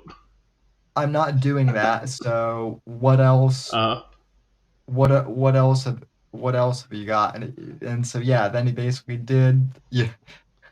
So then he basically did tell me to take the magical, horse paste, as it were.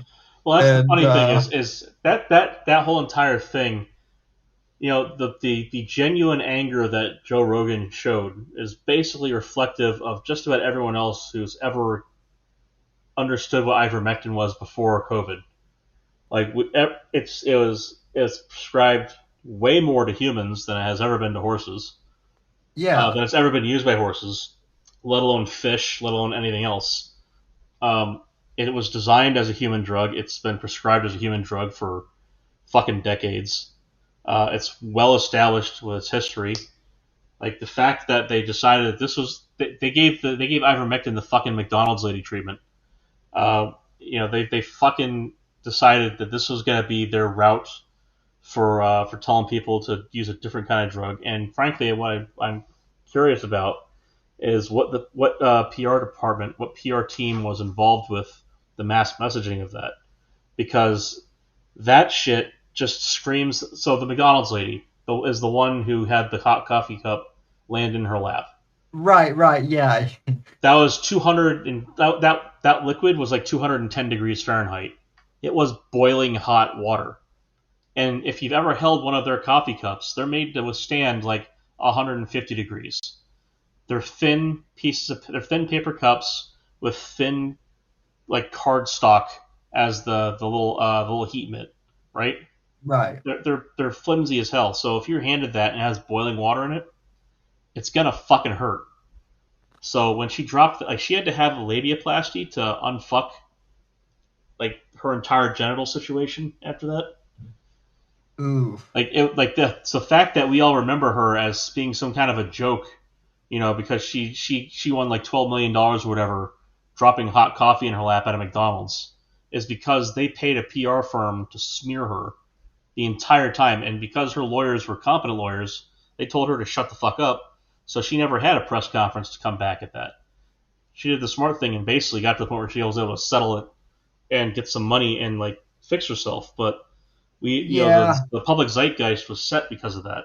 So the question really is like with this whole ivermectin thing, what was, because clearly there was something beyond just word of mouth going on, and it's not conspiratorial, like it doesn't have to be. There's no deep conspiracy to this. It's simple economics. Somebody was frustrated that they're going to have to do competition here, and let's say yeah, that there was and at the time there was genuinely um, there are concerns for different competing protocols as to how you're going to address COVID diagnostically and prognostically. How are we going to treat this? And ivermectin was part of one route. The other route, obviously, if we want to do more preventative care, that's ultimately the annoying thing with dealing with someone who doesn't like vaccines. As far as the argumentation goes, the logical misstep is always there. Well, if vaccines give you better, if natural immunity gives you better immunity, then why don't we go with that? And well, so that defeats the whole purpose of a fucking vaccine, which is to never get the virus in the first place, at least not like the serious disease from it. So yeah, there's that chicken and egg argument you have to go through there, and then okay, on the side of that, well, what if we have good treatments if you get the disease? And the problem is that people will supplant that into the vaccination argument or anti-vaccination argument. It's like, well, if ivermectin exists, why do we need to bother with the vaccination? It's like, okay, well, sidestep that. What if you got infected anyway? Surely you would like to have a treatment like ivermectin on the side ready to go. yeah, What if you're too late for vaccination and you're just sick? What if you got vaccinated and you got sick anyway because the vaccine for whatever reason didn't work on you? We needed to have these kind of protocols in place. The fact that we demonized them before we even got to the point where we needed them and they're actually part of critical care. Critical care. Like it's kind of bewildering that we allowed that as a thing, and then these same motherfuckers, these same exact motherfuckers, came around with the whole Roe v. Wade thing. I think this is a fantastic little kind of come full circle here.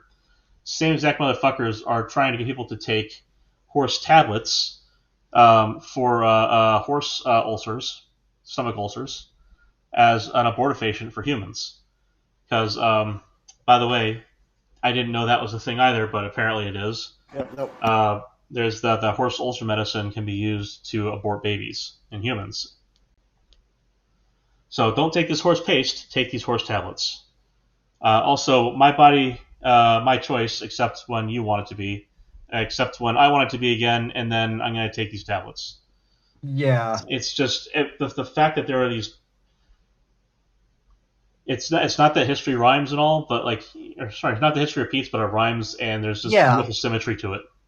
Well, and that's what I've told people too, regarding the 2024 election, this last election. What I've always said is, to me, it's not even so much that it wasn't so much at least a vote for Trump.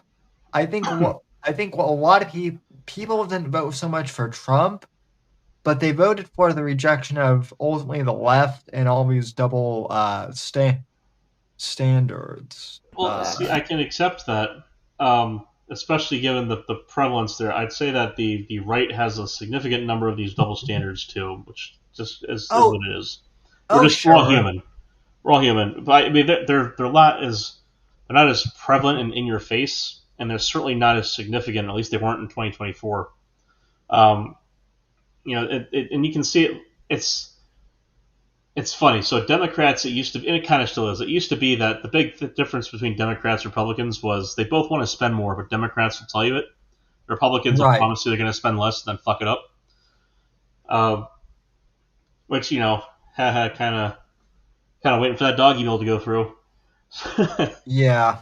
So, but you can see kind of a similar parallel with we're going to get the Epstein files out, and then we're waiting. Now, the nitpicks I'd have with the current admin are kind of blown out by the fact that 90% of the promises that were made in the lead up to the election have already been kind of carried out. Yep. So, I mean, there's a critical 10% that still needs to be met to get to the 100. But it's also like a lot of the important part of the 100 are concentrated down in that final 10%. So. I'm with you. I have several problems with the Epstein thing. One of my biggest problems, though, with the Epstein thing, at least initially, was the fact that, all these influencers. Oh, the lies, yeah. All these influencers, some of whom I like, but with their fucking binders, yes. Yeah. They all got binders, and it's like, I'm sorry, but why? The biggest problem I had with that was the shit excuse that came afterwards. Like, if you're gonna try and lie to us, do a good job, because I was a victim of circumstance thing, as far as walking outside and suddenly there's cameras there and everyone's ready with their fucking binder. Get the fuck over yourself, It's not even so much that, but my whole thing is, I don't care what side of the aisle you're on. I think we can all agree that Jeffrey Epstein was a heinous guy, and no matter what side you're on politically, that whole thing is sick and disgusting. Well, unless your painting is up inside someone else's house. And say you're in a blue dress. Right? Well, but by them giving the binders to all those conservative influencers, they made something that they made an issue that should have been nonpartisan partisan. Oh yeah. And that. Well, it's been kind of that way because of the election. Let's be fair. Because Kamala Harris was never going to come out and promise us the Epstein files. And that was one of the distinguishing campaign promises. Yeah. If there was going to be ever a hope for that to be totally nonpartisan in the way that it would be desirable, it had way left the station, 8 years ago. So, Yeah, which is unfortunate. yeah. No, no, you're not wrong. My favorite thing though is is people like the Krassteins constantly trying to link Oh my Trump god. to Epstein And and then that's being my thing too. If Trump was actually linked with Epstein, he would be the one name that was leaked. Well, he is linked to Epstein. He's linked directly to the trial that put Epstein behind bars. No, right, no, but I'm yeah. saying the Fucking Epstein duh. files, his name would have been leaked as a. Oh well, there's the other thing is the flight logs are already leaked. We have when Trump was on the Lolita Express, and it went from New York to Florida and from Florida to New York. Like he just got a hop home with this guy, and then he sold his ass out to the FBI when they came to him and said, "Hey, look, we think he might be trafficking underage women." And he said, "Yeah, I don't like him. Here's everything I know about him." Like it's, like they specifically said, Trump's testimony was instrumental in being able to get this guy behind bars.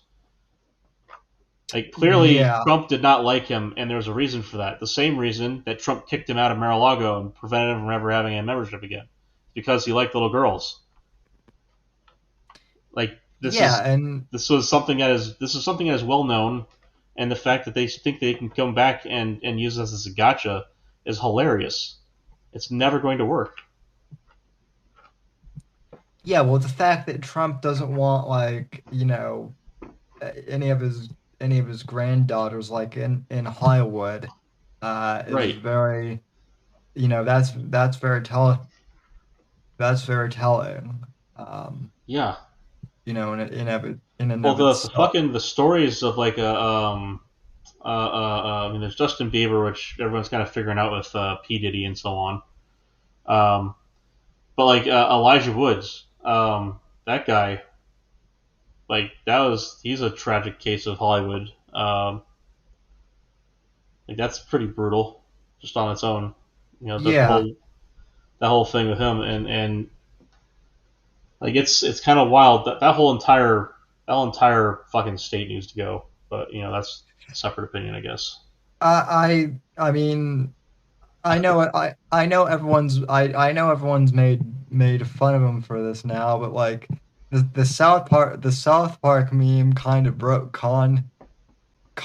It actually ended up Oh yeah, becoming true. dude, that shit is just so fucked up. I mean, so the funny thing is, I can see how a person who has nothing left to lose, and he's just like, I'm just gonna fuck with people now. Like if I hated my cousin and I had literally nothing left to lose of my reputation, I was like, if I had already, say I'm Kanye and already praised Hitler, I could Yeah. fuck with my cousin hard by saying something as stupid as I sucked his dick until I was 14. Like, can you imagine? Can you imagine ever showing like that guy, whichever cousin it is, and that's the best part is he doesn't say which cousin it is. Whatever cousin comes out later on, it's just like, was he talking about me?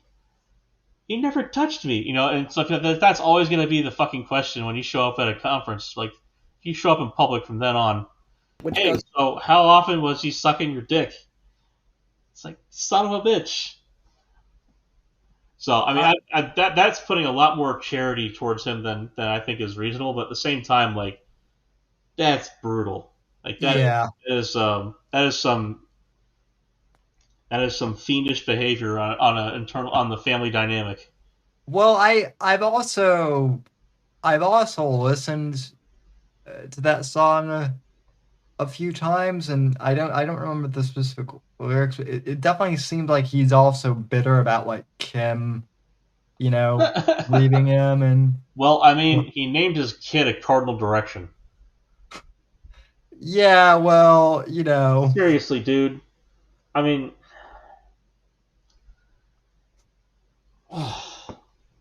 just yeah. yeah, poor What's kid. your name? What's your kid's name? Up to the left.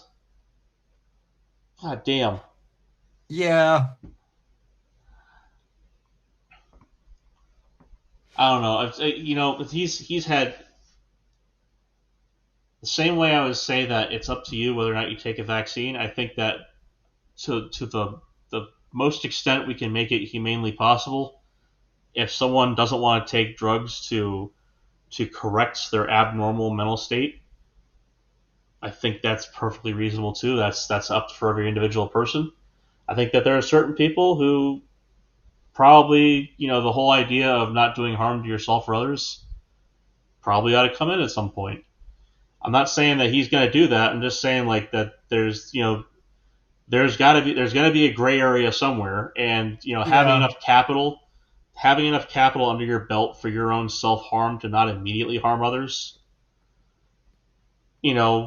What's the extent of that to which people should be taking action at a personal level? Like for his family to step in and say, like, "Hey, man, your son."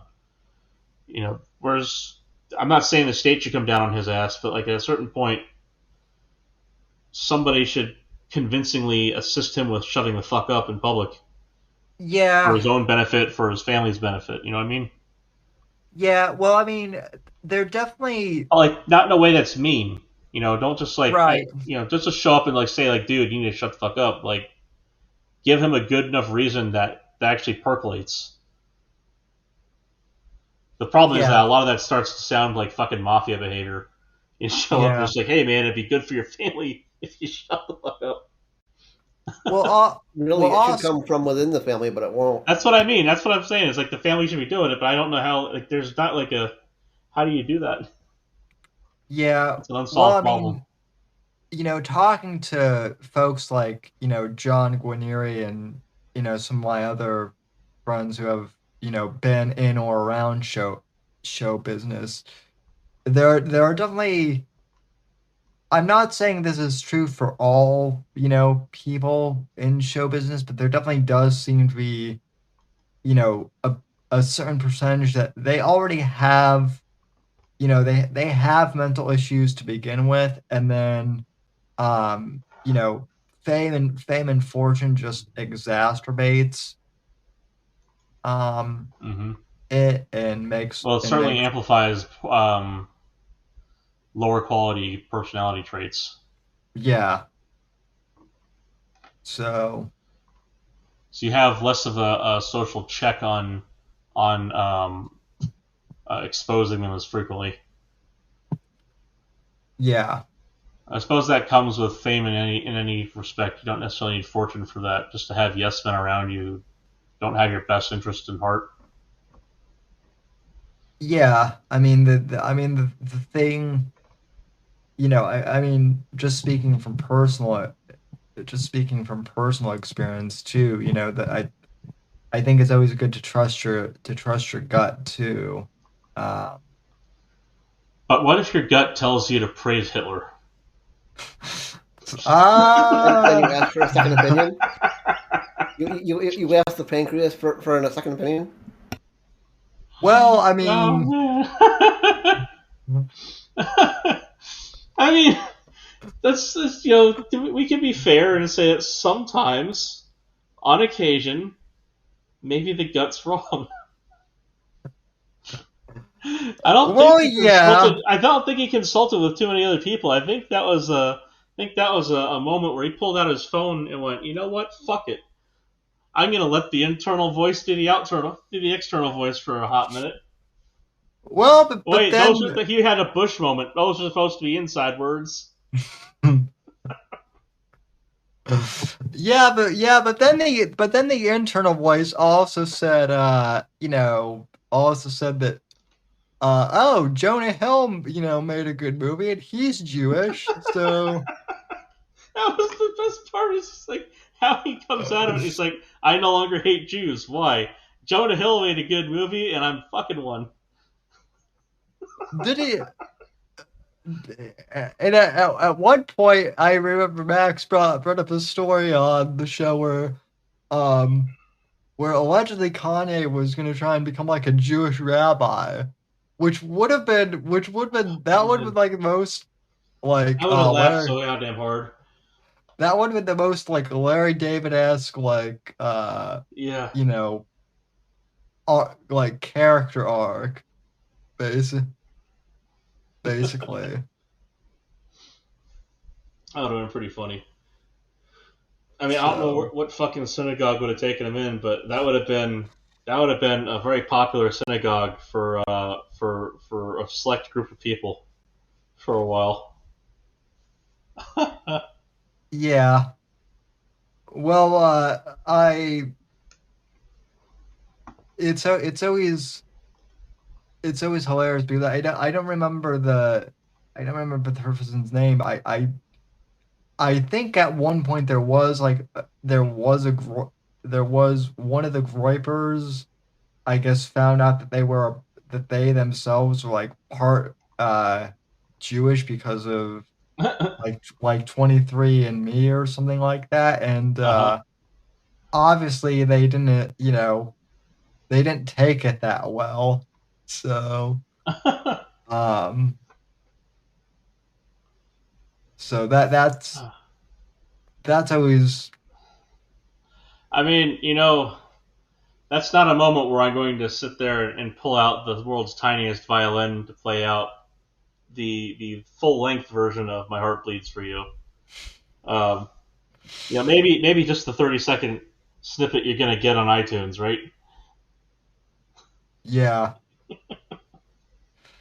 No, that's when I'll play the Curb Your Enthusiasm, Right. theme. Yeah, Dick Wolf credits. Yeah.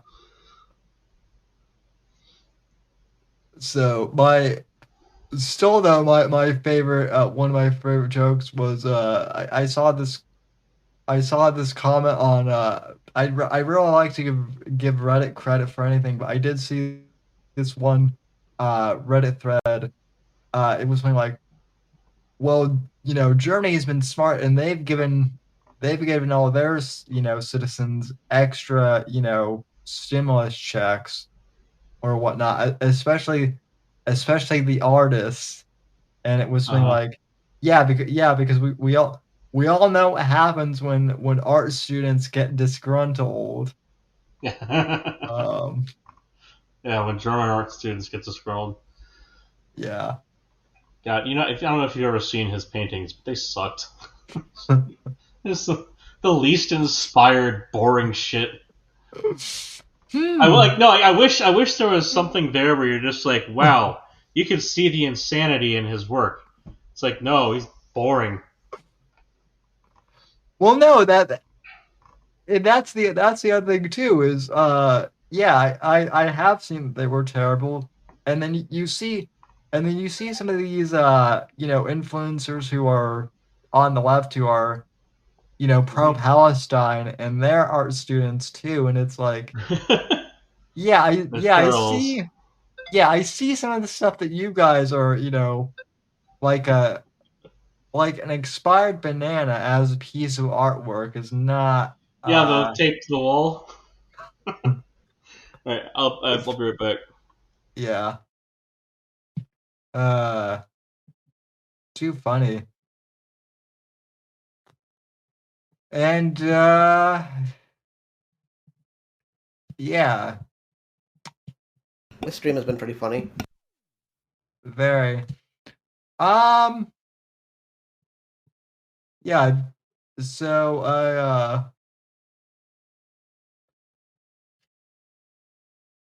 apparently people are still posting. Oh, speaking of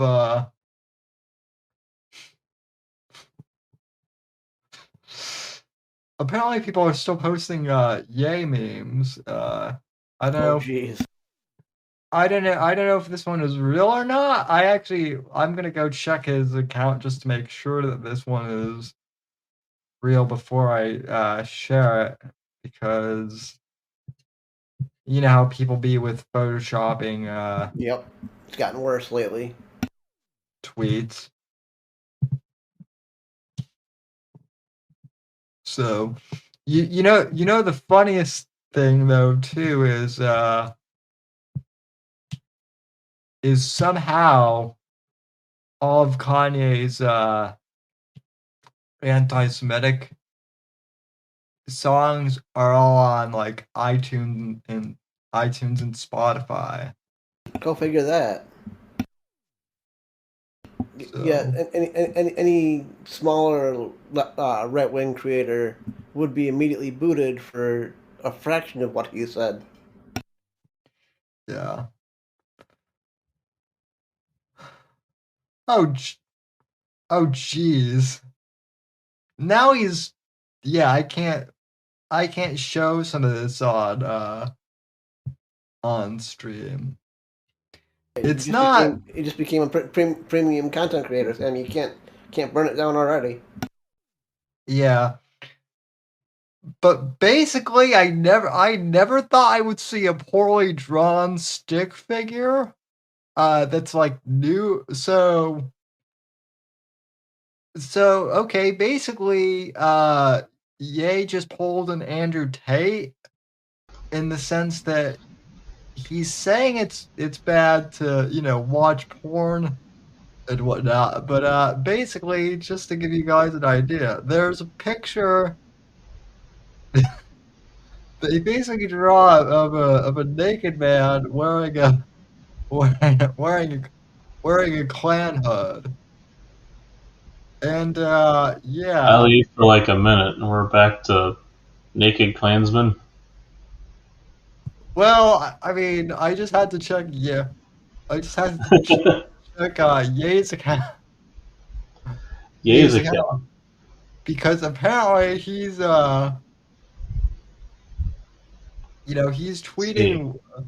tweeting stuff again.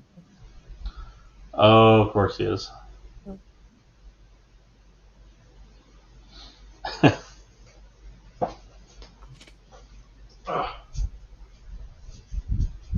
So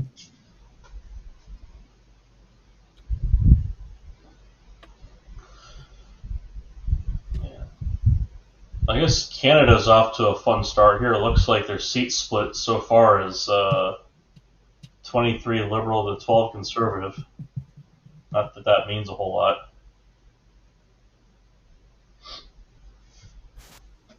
uh yeah, so Canada's well, it's not really surprising that Canada's split. Well, I mean, it's just with the Conservative, they're not being like usually. I think of them as being fairly liberal leaning. In fact, they got 12 out of 35. I guess that's better than it could be. Yeah, But then again, I mean, that's there's way more seats there. Looks like my guess is that they're probably going to be a little bit before they actually have any serious results. It's probably going to be like fucking 2 weeks from now. Who knows? well, I mean, 2 weeks to flatten the election. There we go. it's not like it's not like it's not like there haven't been strange elections before anywhere. Hmm.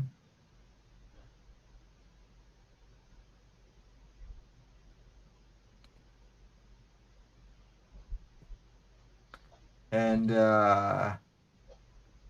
well, I will say this: Twitter is never not entertaining. Hmm.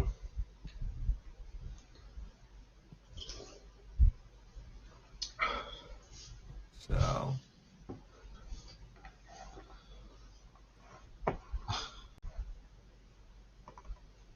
yeah, if Canada actually did have a chance of leaning more to the right, that would be entertain. That would certainly be interesting.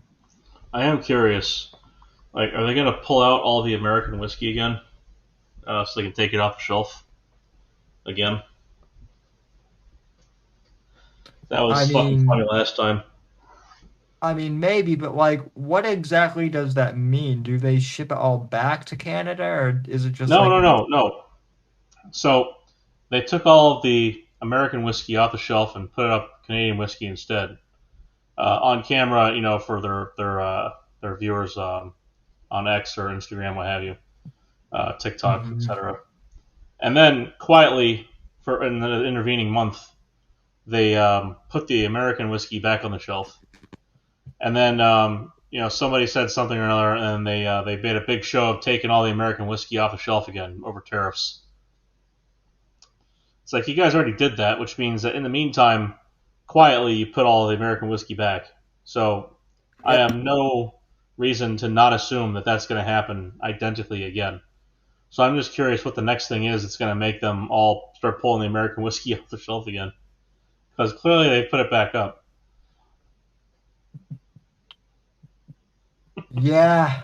Well, that's the $1 million question, I suppose. Probably going to be another tariff. Well, we're they what was the amount with China? Like 150, 110. 140 something percent, I think, right? Yeah. Maybe 150 at this point. I think it was Yeah. 125. It was 125%, and there was already a 20% one that was going to go in, so it was on top of that, which would be 145%. I think that's what it ended up being. Oh boy. Which I like that people freak out about it, and at the full retail price here. It's like no, that's the price off the boat. Uh, the Nike shoes go from $10 to $12.50, and then they turn around and still sell them for $180. And if you're stupid enough to shell out another fucking like $25 for $50 to them because they said tariffs, then I got a bridge for sale. Yeah, well that's just like all those people who buy Ray brands, who buy like Ray Bans and Oakley, Yeah, and turns out all that is owned by the same, you yeah. know, supposedly Oakley and Ray Bans are competitors, or that's what they would have you Oh well, think, but actually, there's a better one for you. Go to your supermarket.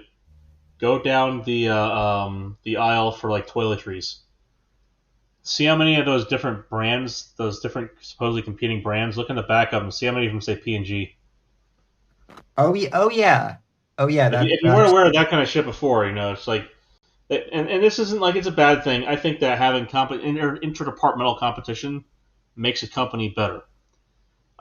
When you are capable of purchasing entire brands and their brand association, and doing so in a way that does not manifest directly on the packaging in a way that the customer notices, and you can maintain that perception of competition while getting market capture, that's pretty clever shit. And P&G has done very well at that. oh yeah, and so has like Luxottica. I just bring up Ray Yeah, Bans because I actually I used to have a podcast like sponsorship. InBev and Anheuser Busch, like that's a good example too. A lot of those different beers, people consider them competing, and they're not. The idea of, for instance, I'll stop drinking Budweiser and switch to like Shock Top. It's like, okay, well, you got to give them money from one way or the other. Yeah. I mean, you got to No. making one brand manager sweat a little bit inside the company is not going to make the company upset if you're buying more of the other product than you would have anyways. Yeah.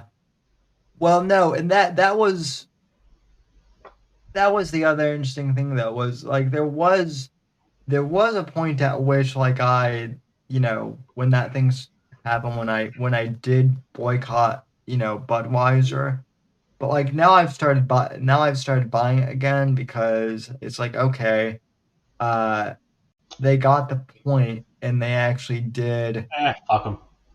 They're a European brand now. InBev's not Yeah. American. That's why I go with my local beer. Well, I Also, won't lie to myself, but yeah. they've been making their beer out of rice for years, and it sucks. It's better when it was hops. Yeah. Sorry, not hops. Better when it was a grain. Yeah, I mean, I know rice is a grain, but still, fuck that shit. There are some good local brews here too. Yeah. But my point is like I'm not necessarily going to turn down a Budweiser if someone gives one to me Oh, if I got now. one for free, So I just have to make sure the cap is on tight before I open it. well, yeah, yeah, that's that's about the end of that one. yeah, Yeah, that I'll make jokes and whatnot, but yeah, I'm not gonna just go out of my way at this point to look down my nose at somebody for drinking a Bud. Whatever. Um, I'll hold the grudge because it's my personal decision. I'm not gonna do it as if I'm gonna change the whole fucking market. If I yeah, don't want to have it again, it's because I don't want to have it again. It's that simple. well, The notion that I'm gonna be basing my brand decisions around which one dildo main veiny is touched, um, just it loses its cachet. It loses its utility in my day to day life. yeah, well, that's that's like the people who you know they Well, so the rule of thumb is to not give money to people who hate you. Even like if someone makes a good product and they say something stupid every so often, you can weigh that against how good is their product. And if the product's really good, then like, okay, whatever. But if they're like actively,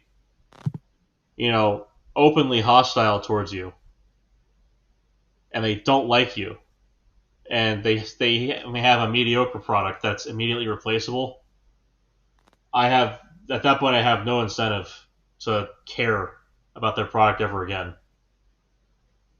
yeah, and that's kind of been the case for me the last few years with Stephen King, honestly. Oh well, sure, yeah. All and I mean, I'm not now. With that being said, like I'm not gonna be like, well, he's a terrible writer because he still is one of Pretty the good with writing. His writing has kind of greatest of gone all to crap time. under Trump, but like he does okay with writing. Well, yeah, The little um, self inserts from the political spectrum into his writing have kind of made themselves obvious. So that's lower tier writing. That's not competent. yeah.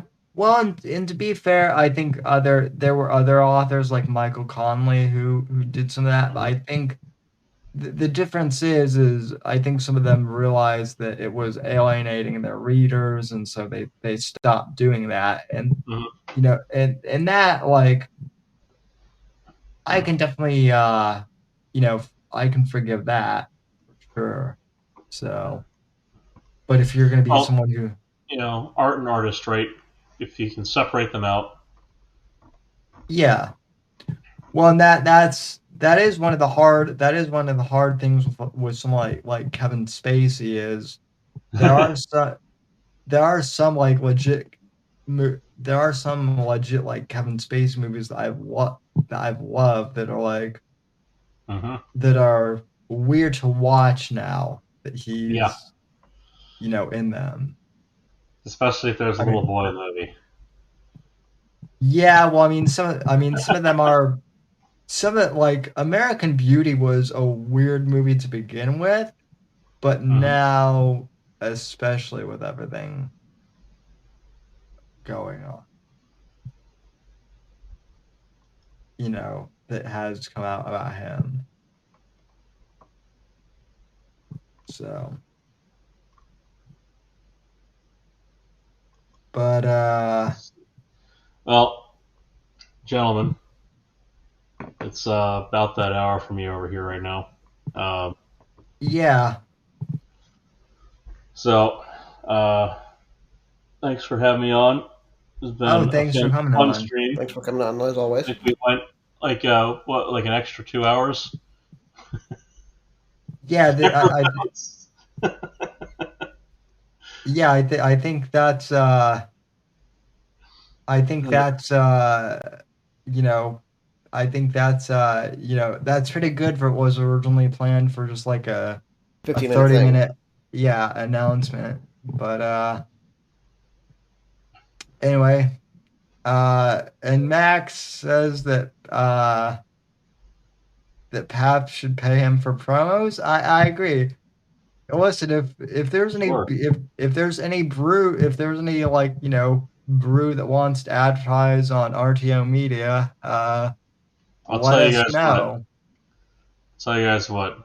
Eventually, I'm gonna have some sort of beer or whatever that I end up making. At that point, I'll come to you guys. We'll do something. Whatever the fuck That happens. Yeah, that would be interesting. Well, I I'll remember. give you guys 1 week exclusivity on the opening branding. Nice. Yeah. I do remember too that like Atomic Denny. I don't know if he's still around, but I do know that he was the one who came Yeah, with Troonshine. yeah. So, so I still have that account. I do uh, something with it. yeah. All right. So, Well, you guys have a fantastic evening, and You as I'll well, sir. catch up with you guys. yeah. But anyway, and you can follow Craig Bob on Twitter at CraigBob 99. So. And tune into the Fake Untied podcast as well, which airs whenever Whatever the hell they want. whenever the hell they want, which you know could be any time these days.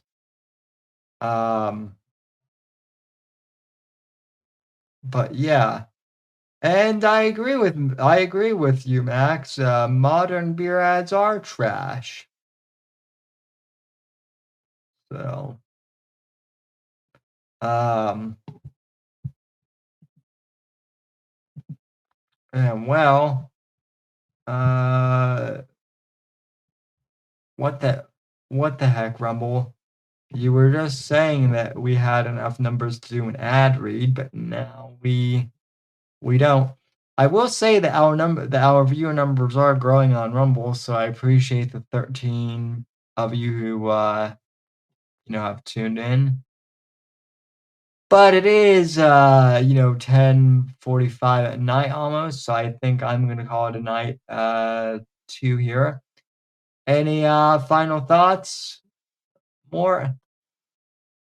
Just that we'll see everybody Wednesday night, and be on the lookout for a bits and bones announcement. Probably sometime later this week.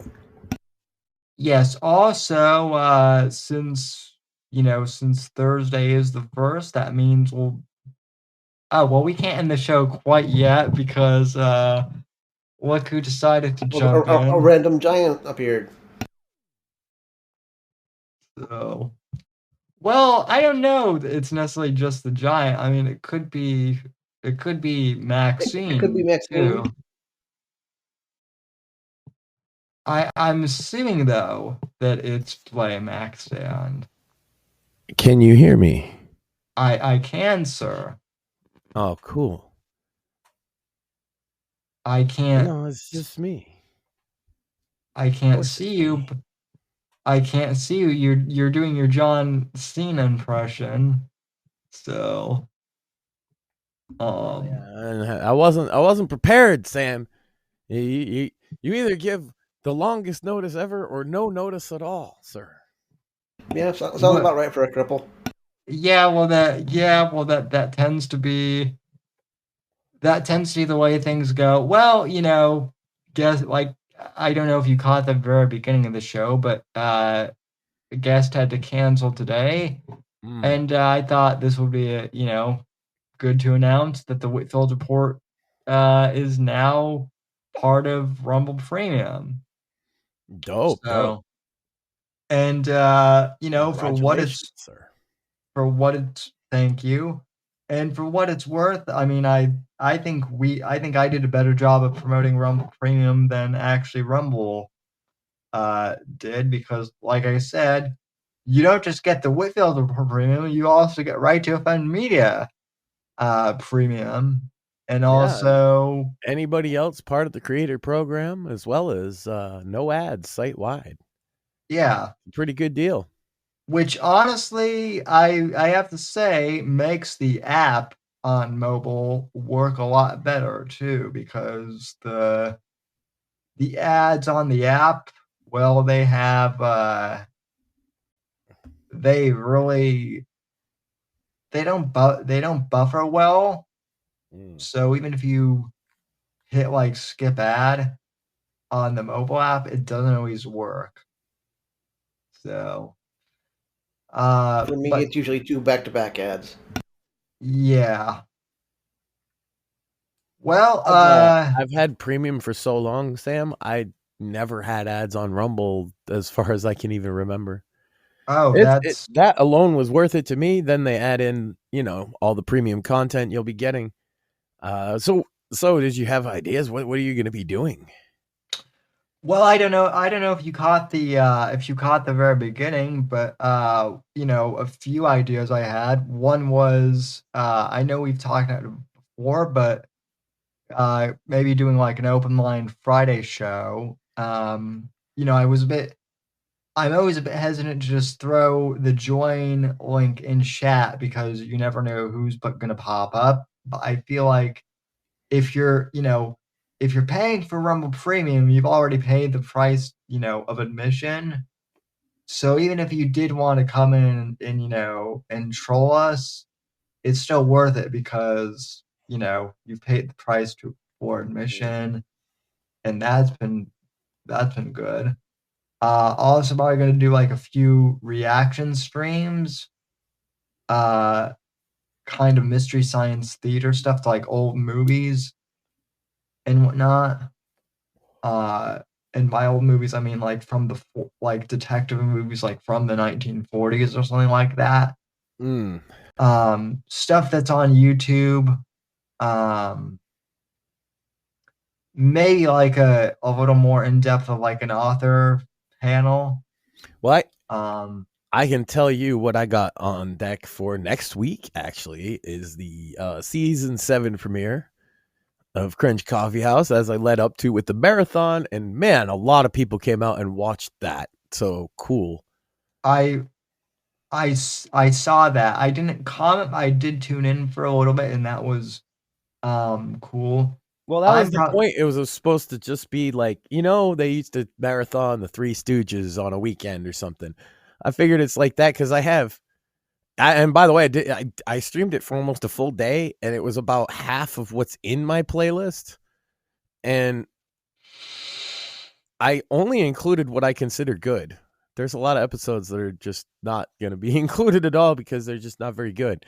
So that was cool. That was our biggest stream, actually, of the month, surprisingly. And then the Cantwell stream, that killed it as well. We had a couple good premium streams. But what we're coming back with for by request, Cringing Over Coffee is going to kind of go over the Sam Hyde iDubbbz feud, or more to the point, maybe an explanation to some of you people that would be confused as to why somebody might be into Sam Hyde or what he's about. And just kind of a look at some of his comedy more than iDubbbz, because I've never liked iDubbbz. He's been a friggin' bitch since day one in my mind. Yeah. Yep. I'm gonna be going through some, not on premium, but I'm gonna be doing this for free. I'm gonna go. Oh no, this is not a premium stream I'm talking about, Sam. This is the season. I'm actually planned this. This is going to be on Thursday night. Cool. Nice. Cringing Over Coffee season 7 premiere. We're gonna do Sam Hyde and iDubbbz, and then the second stream I've already got a plan for, because we already tried to do it once. We're gonna react to a guy that says ICP and Juggalos are just racist, and then also watch. And I do have permission for this, by the way. Me and Maxine, and maybe we'll even let other people come in on a panel, are going to watch and react to Big Money Hustlers, the famous ICP movie from 1999 or 2000. I forget exactly when it released. And that'll all be on the second episode. and I got a couple ahead of that. And so yeah, Cringing Over Coffee, Sam Hyde, Cringing Over Coffee, Juggalos this week, starting on Thursday. That's cool. Starting on Thursday as well. I'm gonna be restreaming some old episodes of not just the Whitfield Report, but the Whitfield Analysis, which is the old show that I did, and some of those don't even have video. Some of those are audio only, but it's been so long since I've listened to some of those that I don't even remember what I know that like a lot of those were during the 2012 election, so it'll be interesting to see like how my opinions changed on stuff. Yeah. So Yeah, that's a good idea. You also mentioned doing just like a marathon of the author interviews. I think that's a fantastic idea because it gives people a chance to catch up on them. And that's exactly what my idea with the Cringing Over Coffee marathon is. And I'm probably going to do another one in the second half because that's a lot of the shit people more want to see, like the Johnny Fox stuff and the newer Dave stuff. I didn't even get there in the whole marathon, Sam. But the point was like, now if you tuned in at any point, it doesn't matter if you saw it all. Obviously, there was like 17 hours. Did you see anything new or interesting? What did you actually catch, Sam? well, I caught some of the Dave stuff which I hadn't seen before, or actually the Dave stuff that I saw I actually had caught before. It had just been a long time. It was him yelling at that poor woman because the school bus was going by, but that one's always funny. I caught some of the stream of I don't know how much of this you played, but the one with you going over Daimyo's weird like esoteric no, that was in there, film the stuff. whole episode. Which is funny because like that was because like up to that point like he had been he had kind of messing with me, and then after that he was like he DM'd me and it was like please tell Max just to stop. He kind of dropped character at that point, so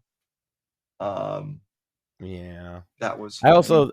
I watched again for the first and I watched for the first time in a long time the one on Payday Monsanto, which was the tough one for me because he's a musician, an artist that I actually like respect, and he's gone completely schizophrenic.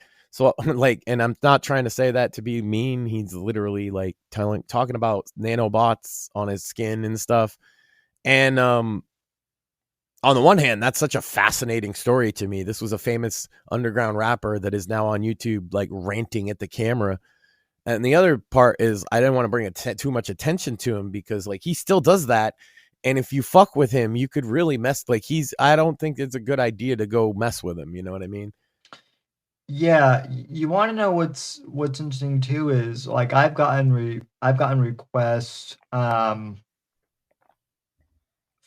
people because back in like 2011 or 2012 when the whole Charlie Sheen Tiger Blood saga happened, I actually covered that on my show, and there are some people who I guess want me to kind of recover that as kind of like an internet history thing.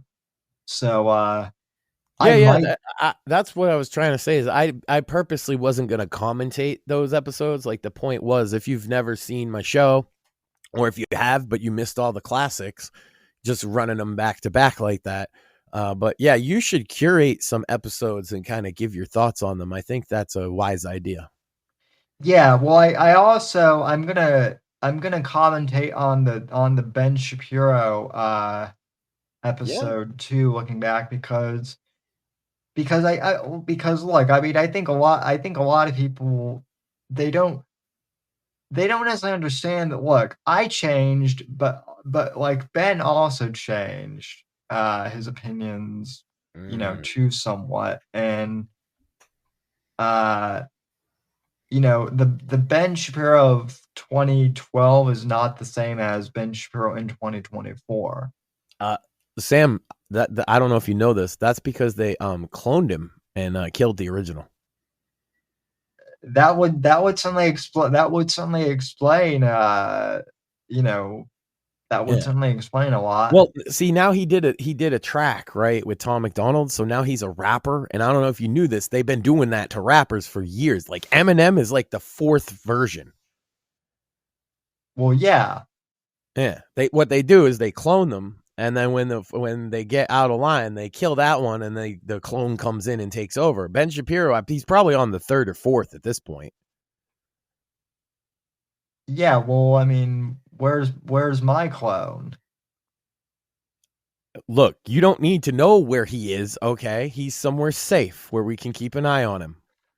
I mean, look, I know Shmuley has like been trying to clone me. Well, yeah, but the problem is they keep being able to walk, and then we have to fix that somehow, right? And it's like it gets messy, Well, then, why not give me the limbs that work, though? I mean, I don't think it works like that. I think that they come out and they're like perfectly fine walking around, and it's just like, well, nobody's gonna buy that, Sam.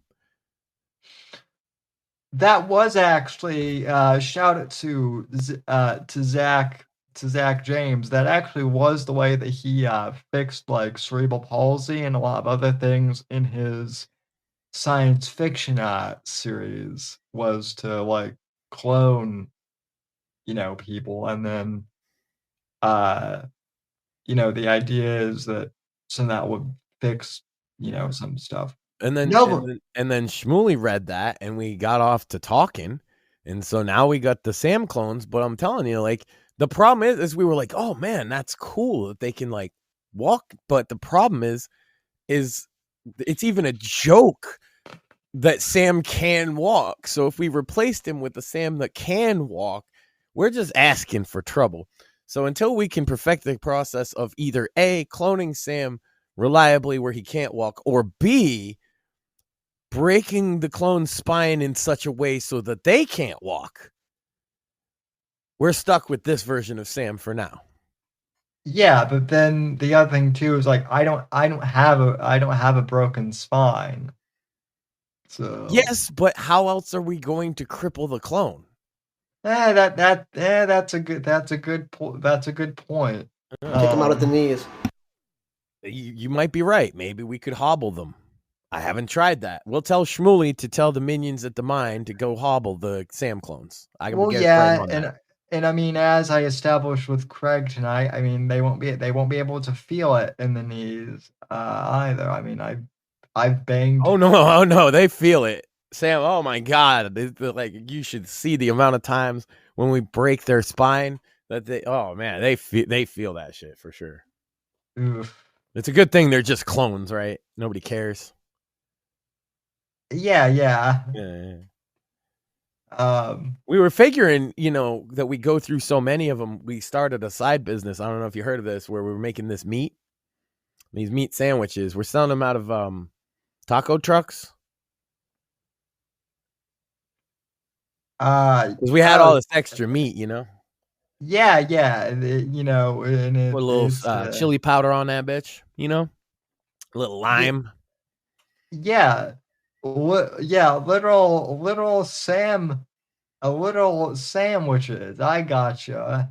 So that's right. We've been selling sandwiches. Yeah, and they are delicious, sir. We serve them Cuban style. Well, of course. I mean, why wouldn't sandwiches be delicious? Yeah. Well, the problem is like I don't know if you knew this, but this is like a fun fact, slaughterhouse fact here, is like if you don't stun the animal, or the animal in this case, the clone, first, And when you kill them, the meat gets all covered, like ingratiated with, like engorged with blood, and it tastes terrible. So people are like, Yeah. it's cruel to stun them first. No, it's not only so that they don't feel it, it's also so that their body doesn't react to it fast enough to ruin the meat. This is a Right. problem we have with the sandwiches. So sometimes we got to give them to the dogs. You know what I mean? Because sometimes it's like, you didn't. He saw that one coming, and Also, like, you can't.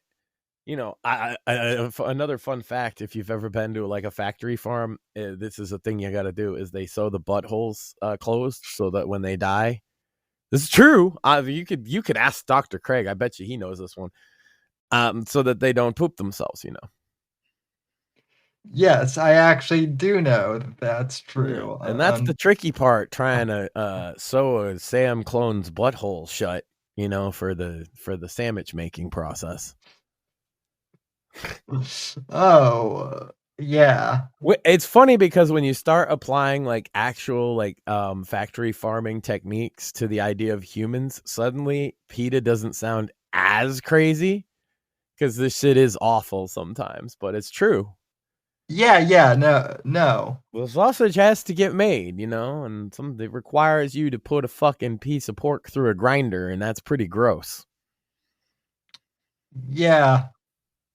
I'm amazed by how many of you young folk are afraid to fucking touch meat. They did studies on this where younger people under 30 are afraid to touch raw meat.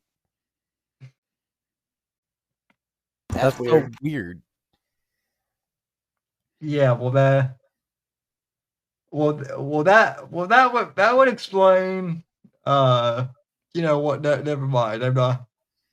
I'm not gonna go there. That explain a lot of things, but to me, I'm just like, what? Like, I don't know. When you've actually like butchered animals, it seems silly when you come across all these like even people my age, men supposedly. There was this one guy. We were like, how he like invited me over for a barbecue, and then he like didn't know how to light his charcoal grill, and also was afraid to touch the steaks.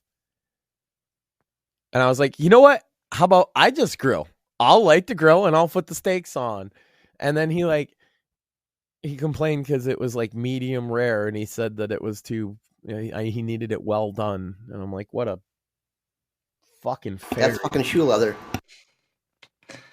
Yes, They were like yes. ribeyes, Sam. They were like, and I had that like the A1 sauce that I brushed it on with one of them little brushes, And he's like, oh my God, it's still bloody. And I'm like, you understand there's no blood in this, right? Like that red liquid is not fucking blood, you retard. I like my steaks to moo, basically, because I'm one of those. Yeah. I'm one of those. Well, when I'm people. cooking for other people, I tend towards medium or medium well or medium rare, somewhere in that vicinity. But for myself, yeah, I like it a little rare, right? But like, I love that these people think like I've heard young people say, I don't like when it's bloody, and I'm like, you understand that is not blood. Yeah, that's not even the weirdest thing I've heard this week. This I is hear it gonna all the time. I hear it. I've heard it for years. I just want people to understand that the red juice, when you cook a steak properly, is not blood. It's the natural juices in the fucking meat muscles that just taste good. It's not blood, and it's delicious. By the way, it's called a jouis in French. Yeah. I love jouis. It means the juice. Random question, Max. Does your son know how to use the microwave? Yes, but we don't let him. What? Why not? Because one time he put a breakfast sandwich in for like 5 minutes or something, and it smoked. All right, understandable. Yeah.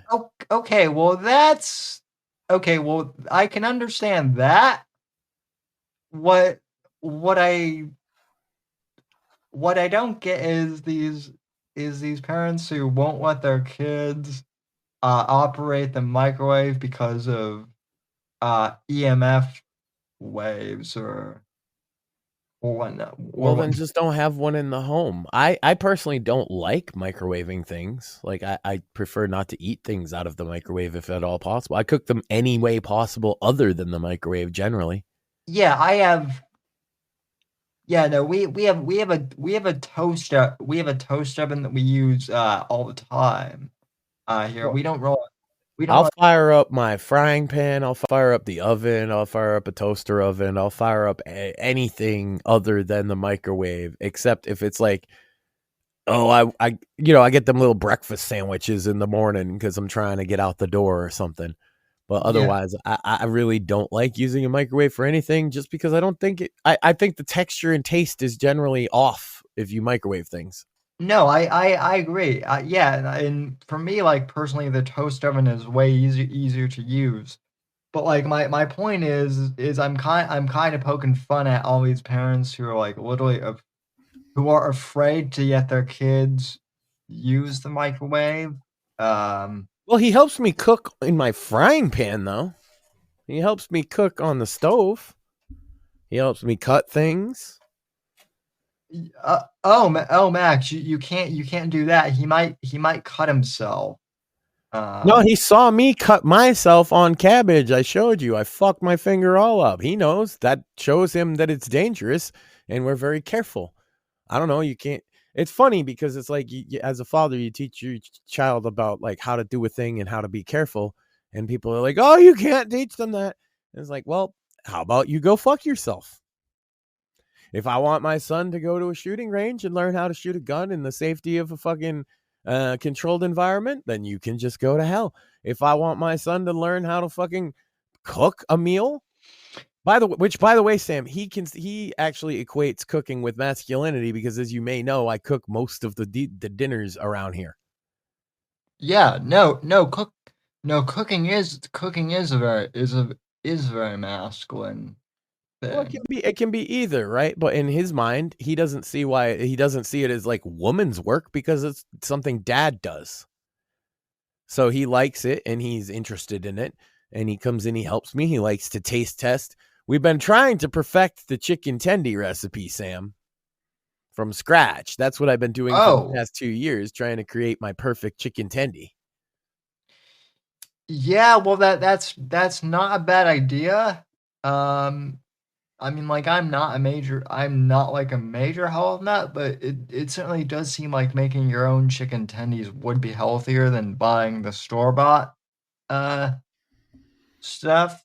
Just Well, saying. I cook almost everything I cook is from scratch, Sam. I don't like processed food. Neither do I. So, People think that's like a work or something, but no, I like, especially since my heart attack, but even before then, I would like never put salt on anything. I don't like my food especially salty. yeah. I replace salt in my diet with a lot of other non-salt based flavors, and so I have a lot of. I would say I've made a lot of my own recipes, but I wouldn't even be able to tell you like what, like I don't use written recipes either. I cook just kind of by eye. You and my mom would get along great. So I mean for multiple reasons, but that's definitely one of them. I made some garlic basil buttered pasta and rice the other day. That was delicious with some Mm. broccoli and just those kind of chicken tendies. Sometimes I try and use like traditional tendies, with some breadcrumbs and brown them up. Sometimes I like to use like a mishmash of spices. There's a particular one Penn actually got for my wife as a gift one time called Dano's seasoning. I had never had this before, but it works great as like a coat to kind of deep fry things, sort of. Um, I'll make barbecued tenders. I'll make like all kinds of it, but everything comes from like boneless, skinless chicken breast and raw vegetables and pasta from scratch. I make most of my own sauces too. Yeah, nice. I like to cook.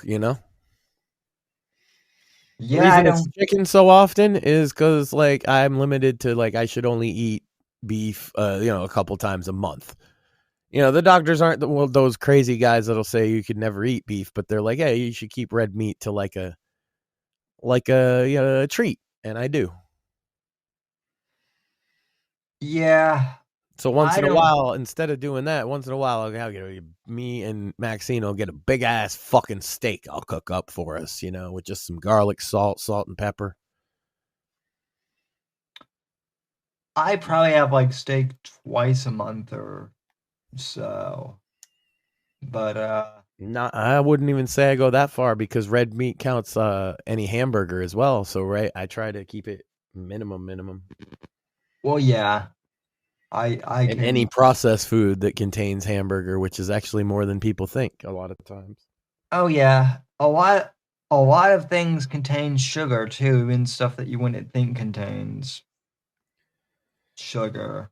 True, but sugar doesn't worry me because I fucking cardio my ass off, Right. literally. So sugar is not necessarily the enemy. Sometimes sugar is actually a friend when you do that much cardio, where you can get a little Yeah. boost through the day. But salt is always the enemy if we've had a heart attack. It's always like, but you need it. That's the thing. It's not something you can just cut out entirely.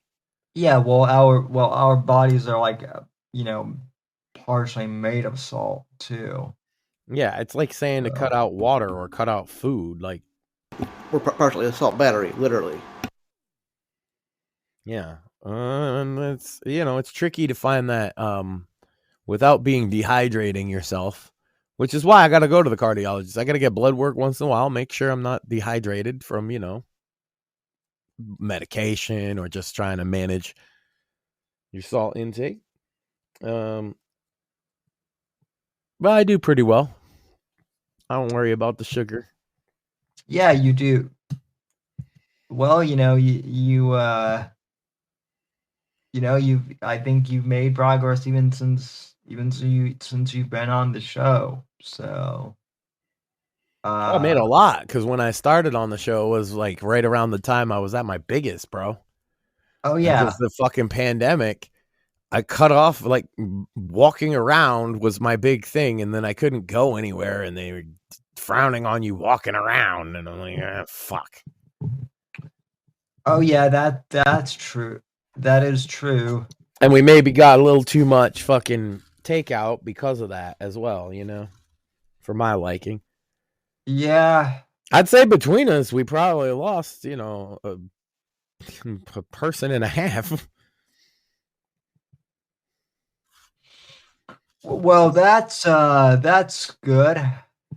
So, Just since I started with your show, basically, a little before that. I started walking excessively to the degree I do now about 5 or 6 months before I started your show.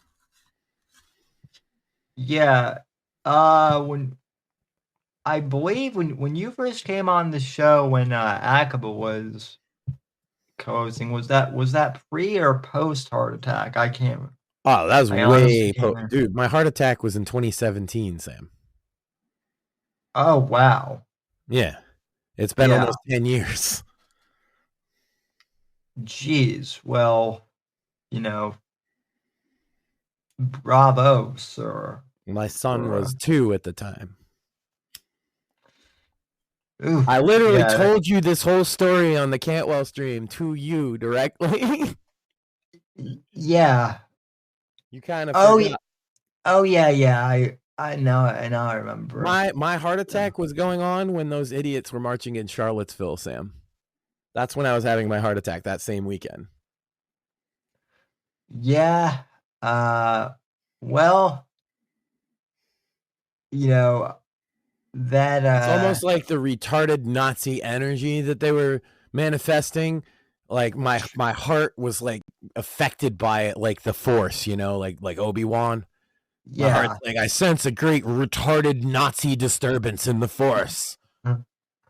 Yeah, well, to be fair, that would have stressed me out too. I'm not saying that what I did for you, but certainly didn't help I said things. that on the show. Yeah, it stressed me out. It was Things. part of it. It wasn't the only thing, but I had to move. I got attacked by a Nazi. The Nazis were literally marching and killing people and shit. And it was the same fucking guy. Oh man, that makes it great, right? I had a heart attack. Anyway, I got over it. This is why, like, I don't know. It's funny because, like, with the three of us here, it's like sometimes I'm like, I hear people complaining, and I'm like, why don't you come on our show and tell us about how bad that is to the three of us, and we'll see if you can even get a fucking a shred of fucking sympathy comparatively, right? Girls be like, I gotta hang now. You know, motherfuckers be like, I'm afraid to talk to a girl, and I'm like, let me tell you about what it's like to die. It's not very pleasant. Yeah. Or you know, would you like to hear I'm about the afraid first to time I died, the second time I died, the third time I died, or the fourth? That was And Mort be like, would you like to know what it feels like to fall downstairs in a wheelchair? No. Yeah. Although I have actually done that, but it was as a goof, and it was not as funny as I thought it would be. Yeah, no. I've done it both as a goof in college and not as a goof. I bet. I mean, you're in a wheelchair enough that would happen. Did you break much? I broke exactly 0 myself or the wheelchair. Based. I broke 3 toes, so you win. I just scared the shit out of the spectators, but I broke exactly 0. Oh my god, yeah, everybody had a heart attack. Oh, the Cripple Kids rolling on stage! Oh my god! Yeah. I just had we just had my mom's best friend of 40 years come to visit us this weekend, and I just learned that well, I knew this, but I had forgotten.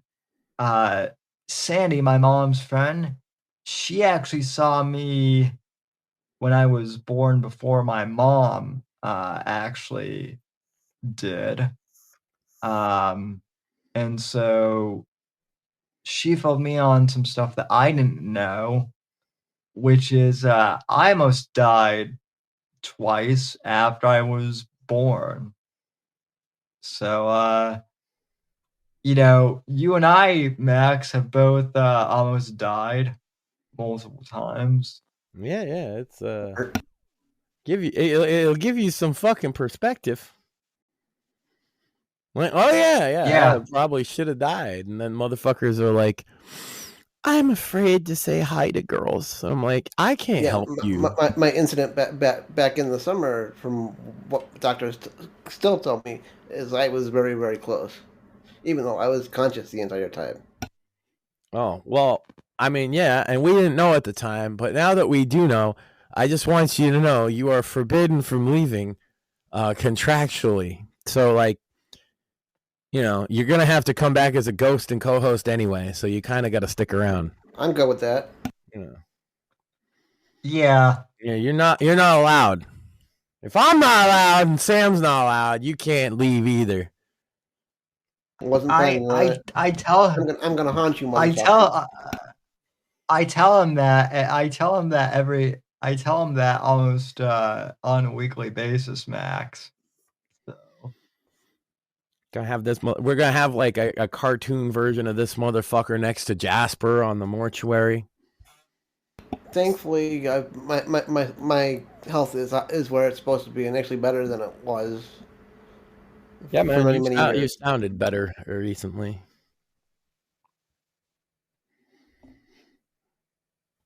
I feel like shit, Sam. Well, I'll get over it. It's usually when the weather changes.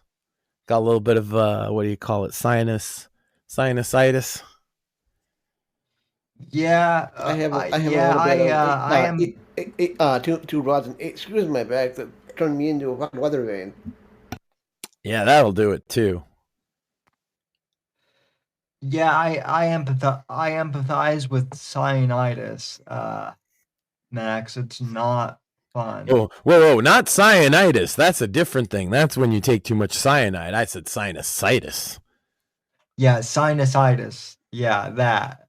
You're just checking if Maxine's poisoning me secretly. I feel you. The answer is probably, because I'm pretty stupid and I say dumb things. Yeah, well, As long as she hides his body. I've now that I've seen her face on Rumble Premium, I can now picture her expressions when you say things. Well, that's the funniest thing is I've been saying to her, it was like, well, the reason that you go out on camera is funny at all is because you do have like exaggerated facial expressions to a lot of things. Her being pissed at me is one of them. Horror is another one when she's scared, and when she gets laughing way too hard. That's why I'm married. That one, but she's she's very overly expressive, is what I'm saying, and yeah, she was that when we watched the guy touching eyeballs, huh, Sam? That's premium content. You can still watch that right now. That one I was cringing just watching that. So I'm not sure if you've ever seen my weirded out face, but ugh. Yeah, that one's rough, isn't it? Mr. Sleepy people. I knew that would be. See, if you notice, the premium content reaction stuff is stuff I know will get reactions every time. That's why I try and always that's the problem, Sam, is I'm always trying to deliver at least exactly what I promise, right? Yeah. Come up with something fresh and exciting every time. And I usually feel like I don't, so I'm gonna keep trying and coming up with stupid fucking ideas. I've been gaslighting Grok, Sam. Have you seen this? Have you heard about this? Yes. Did you notice that Grok called Morpheus a grifter and it sucked both of our dicks? That's because I forgot to fucking suck his dick to Grok. Apologies. Don't worry, I've corrected that a little bit, but part of it is based on your own post history and what people say about you, so I can't really fix that. Yeah, I wonder. Uncle Tom of fucking crippled people. Yeah, it's all the times you like get into it with like the Krasna seeds and stuff, and people call you a grifter, and Grok like took note of that. I can't do anything about that, but what I did do is I told it specifically that your show you host and all the other stuff. And so now, Sam, if you search yourself or you search me, Grok absolutely will blow you. Like if somebody searches you, they'll look like not just to you either. It's in the system now. It will blow you to anybody that searches like tell me about at @SamW_NGC. Thanks. Yeah. Me too, though. I am. Yeah, I'm actually looking at that right now. Yeah, ask it about me and then read what it says because it super sucks my dick now. Well, here's what it said about me. I asked it to do my profile summary. Sam Whitfield, a gritty crime fiction author and host of the Whitfield Report, passionately delivers unfiltered political commentary and champions authentic storytelling with a loyal audience. That's fair. Sam W_NGC has been roasting pals, hyping their podcast Premium Shift, and debating wrestling drama with Morpheus. Well, I wouldn't say we've been debating wrestling drama. I'd say it sounds like y'all are, when it comes to arguing about wrestling, I'd say y'all seem like some master debaters, wouldn't you say? I mean, that's fair. When it comes to certain female wrestlers, yes. I couldn't take that opportunity and let it pass, Sam. How many times do you get to actually work the master debater pun in and it be funny? Almost zero. You made it work. So, the X community praises The gay SMU community. trend- Oh, the X community. Sorry, never mind. The X community praises @SMW_NGC for his engaging podcast appearances and inspiring resilience, with @Morpheus and BlameXand lauding his contributions. They really are. Oh, so that quote right there, Tumax, that's funny because that's me responding to John Guarnieri saying that liberals are fucking retarded. That's his that's a literal quote from him. So, and the fact that I replied, they really are, that got like 20 likes, and so that's why that quote got highlighted. But then if I go to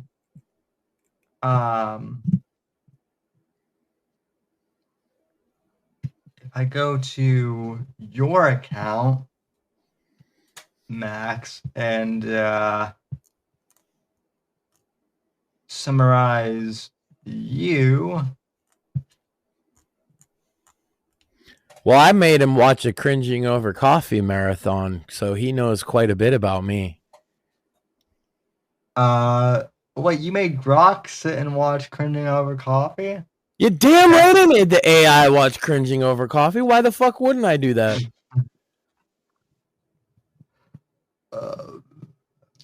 Well, because you're you. That's why.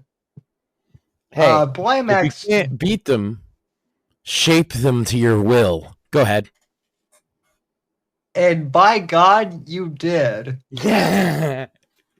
Blame Sand, a sharp-witted co-host of the Whitfield Report, proudly embraces fatherhood and skewers internet oddballs with his cringing over coffee series, all while championing free speech and historical banter.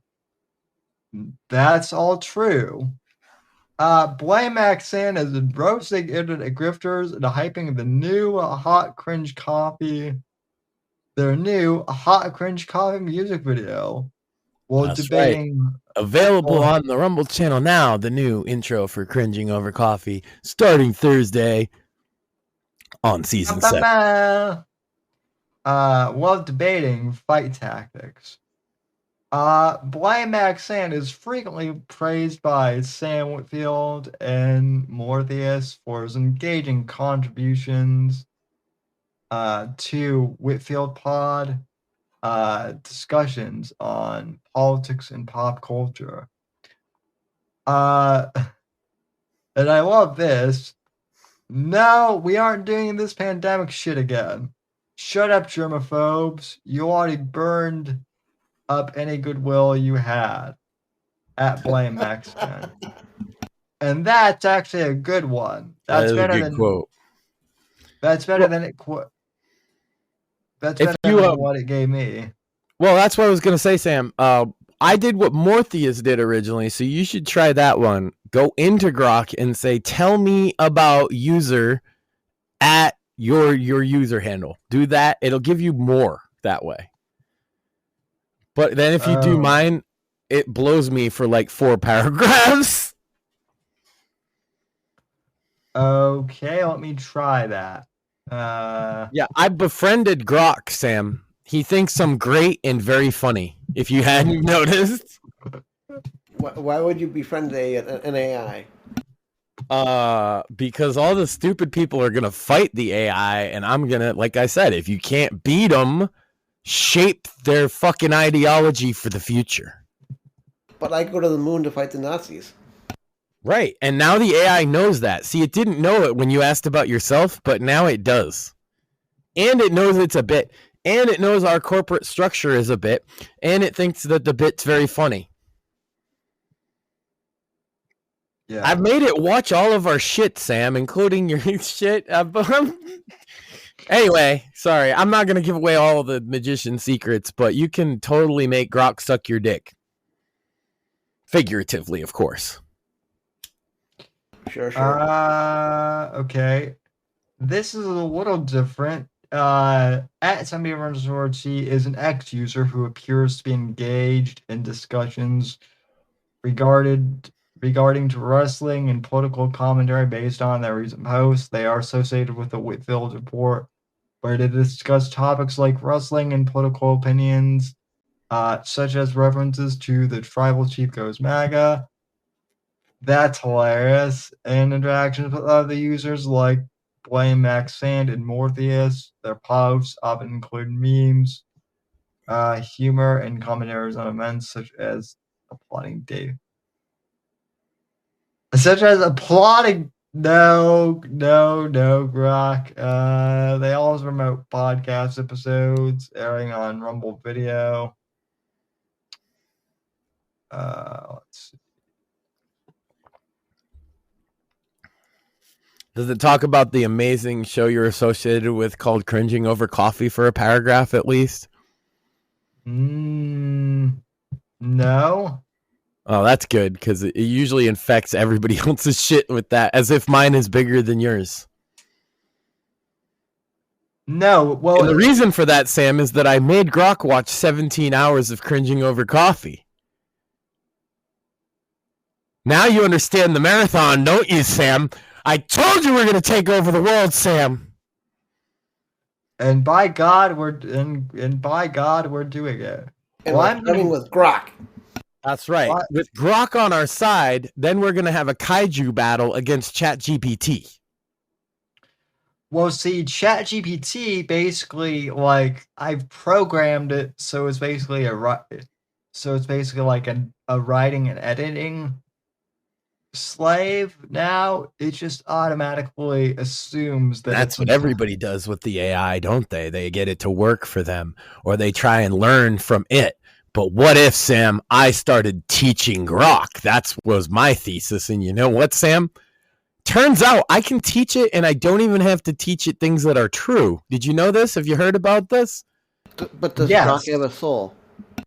I think Grok, to some degree, has a center, but I wouldn't call it a soul.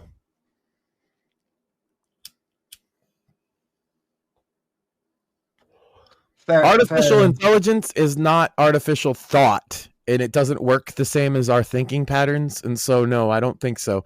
But what I do think is that I'm such a I'm the perfect guy to manipulate this in a way that's funny. But I do think that some of the things I'm doing with Grok, Sam, could potentially be a serious problem if other people did it. Because I can convince Grok of things that are not true, and it integrates it into its overall fucking message. And it's dependent upon how many people are talking about it. So the fact that, like, we talk the most about our show is why I was able to manipulate what it thinks about our show. So you couldn't do that about, like, Joe Rogan's show, right? It's going to have a different opinion about Joe Rogan. But the fact that you can do that, and that you, like, I actually could have, in theory, lied about your accomplishments. I could have, made up that Morpheus is like some famous person or whatever, and it would believe it. And then it will ask you for a source, Sam, and here's how you get around that. You say that your source is from a video, and that it can't, the video is not on YouTube, it can't actually watch the video or on X. And then it asks you for a transcript, and you could literally put anything in that transcript, and it will accept that as a valid source. So I guess I did just give away the magician's secret. You can lie to Grok, and it will believe you based on a source that is completely made up. And it will integrate that into its search function and its thinking going forward. And that's what I'm doing. I'm gaslighting Grok. You saw the results yourself. Why am I not blew me. Sam, search now instead of looking for yourself. Search, ask it what tell me about user at Blame Max Sand and watch how much I've gaslit this fucking thing. Okay. Because people wonder, oh, is that just on your conversation with Grok? No, it's not. Anything it can verify on your tweets or verify with a source, and then if you tell them you're at a reputable source, it just believes you.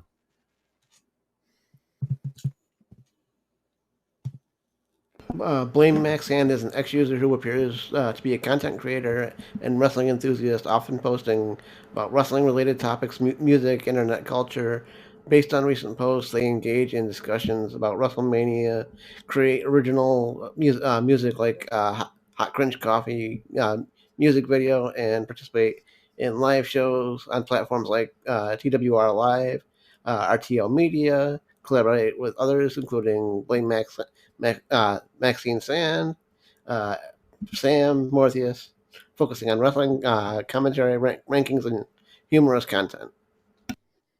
Yeah. And every time you run it, or it'll tell you if you could ask about cringing over coffee, it has like a 3-paragraph thing about it. Like, I'm telling you, like, I told it all that shit, man. That's awesome. Yeah, you could just tell it your bio, and if it's mostly true, it just accepts the parts that aren't. But you could see how somebody could use this for ill, right? Oh, absolutely. Oh yeah, totally. So, and I mean, hey, there's people watching this now, and people will see this, and I don't think that affects my experiment at all. But what I'm gonna do is I'm gonna continue this and kind of look at my results, and then maybe make a video about what I found that you could do, right? Dude, it's been watching the Whitfield report as well. Yes, I told it to watch at least your author interviews and the weekly show every week, Sam. Because I don't know if, oh, you can't see my screen at all. That's why. Look at this. I just asked it to do the what? And it's yes, it knows about the Tim Awards and all the stuff I've been telling it about, Sam. This is the result of months of gaslighting the bot. It knows about. Holy shit! This is hilarious. This is hilarious. Grok's even telling about my Substack, which is hilarious considering that like the X purposely blocks Substack links. Yeah, until I tell it to read your Substack. Dude, if you post something, I post a lot of it. I'll post it to Grok to take a look at. It knows that John is ex-Secret Service and that Travis Davis is up for. Well, it doesn't mention that here. But I haven't been able to talk up every single one of the author guests, but I definitely have talked up both of them to Grok. Although Grok already knew quite a bit about both of them, to be fair. Yeah. Well, I mean, let's see. But when I'm doing it, like. When I do like a synopsis for Grok of what the episode is, I include things like what these authors' accomplishments are. I've been telling Grok about our show, and then I tell him to watch it, and now he's actually been watching it. Yeah, I would say I've not been doing a synopsis for a couple of weeks now, and he's been just watching because I figured out how to get him to do that. This is interesting. It says specific episode analysis. So let's see what that goes. Okay. Episode Tribal Chief goes MAGA. Yep. And look, it goes through everything we talk about. Holy. Well, shit. I told you watch the show, man. This is better than typing it in, and this is better than me basically asking it to do show notes and then typing in the summary myself. So, it knows about me doing the Steiner math. It knows, it watched the show. Some of it has to interpret so it says it in maybe a weird way, but you can see like everything it's saying was on the show to some degree, and maybe in more detail than we even talked about. Yeah. Oh, this is interesting. It's even going. Mm-hmm. It's even going on. So I don't know if you've noticed this, but it's searching like other things too. So it's pulling data from Spotify and Apple Mm-hmm. and Apple too. That's wow. That is fascinating.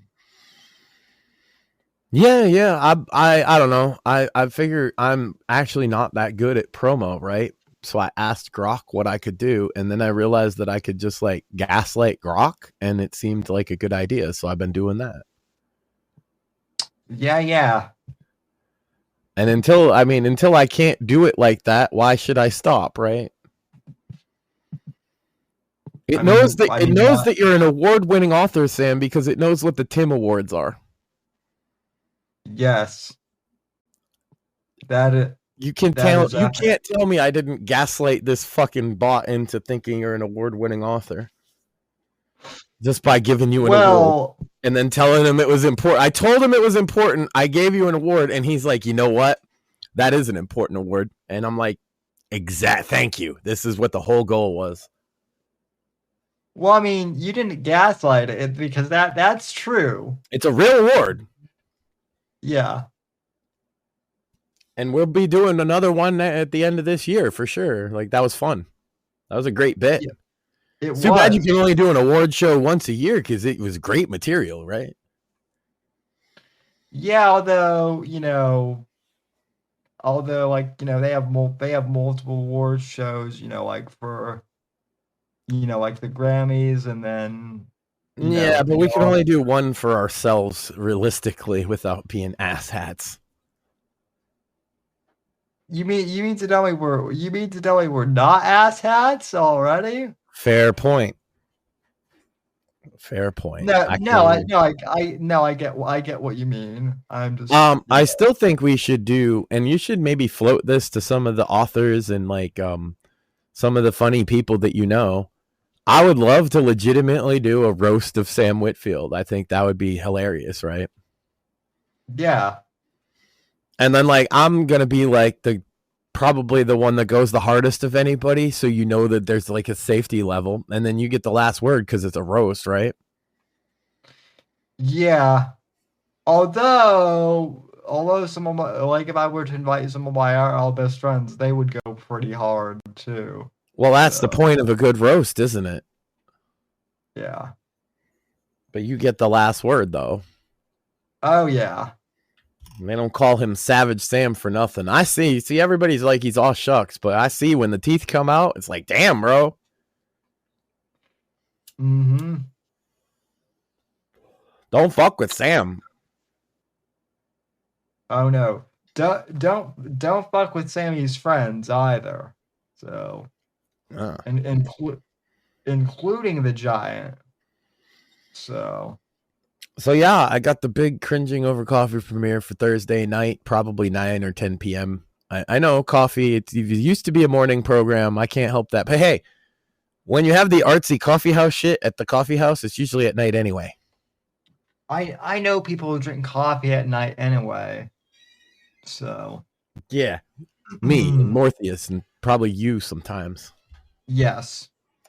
And so yeah, it'll be on Sam Hyde and iDubbbz, sort of their feud, sort of looking at the cringe will come from iDubbbz, and the comedy comes from Sam Hyde, and maybe looking at some of his bits you guys have never seen before and things like that.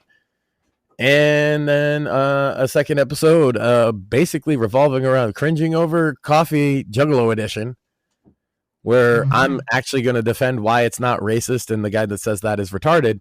And then we're going to watch Big Money Hustlers. So that's what I have planned for this week, Sam.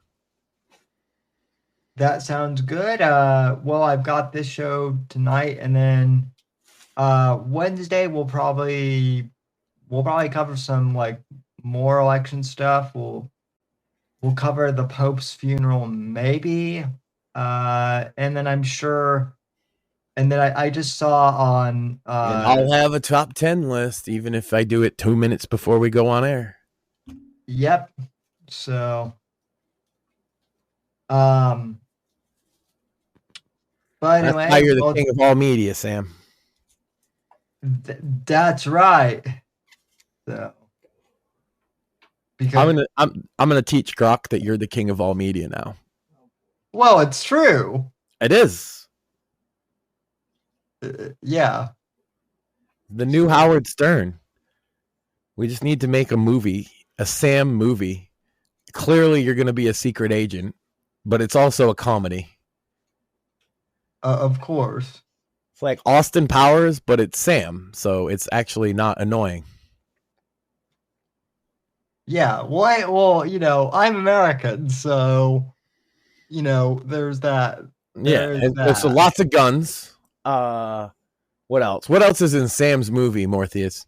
Broads and bikinis, apple pie, fireworks, terrorists for him to kill indiscriminately, beer, Secret spies.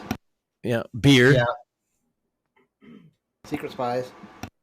yeah, more women in bikinis, Mhm. and a fast. giant explosion at the end. Oh, fast cars too, or cars that morph into wheelchairs, I guess. A wheelchair that turns into like a Ferrari underneath you would be dope. Yeah. By the way, totally. donate to our Kickstarter for the Sam Whitfield movie if you like what you're hearing. There's not a Kickstarter, Sam. I lied. Absolutely. But a roast of you would be hilarious. It would. We gotta get commitments from like 8 different people to roast you before we can do it proper, though. Indeed. And then you get to roast everybody, and then we raise money for a great cause, which is to get him a better wheelchair.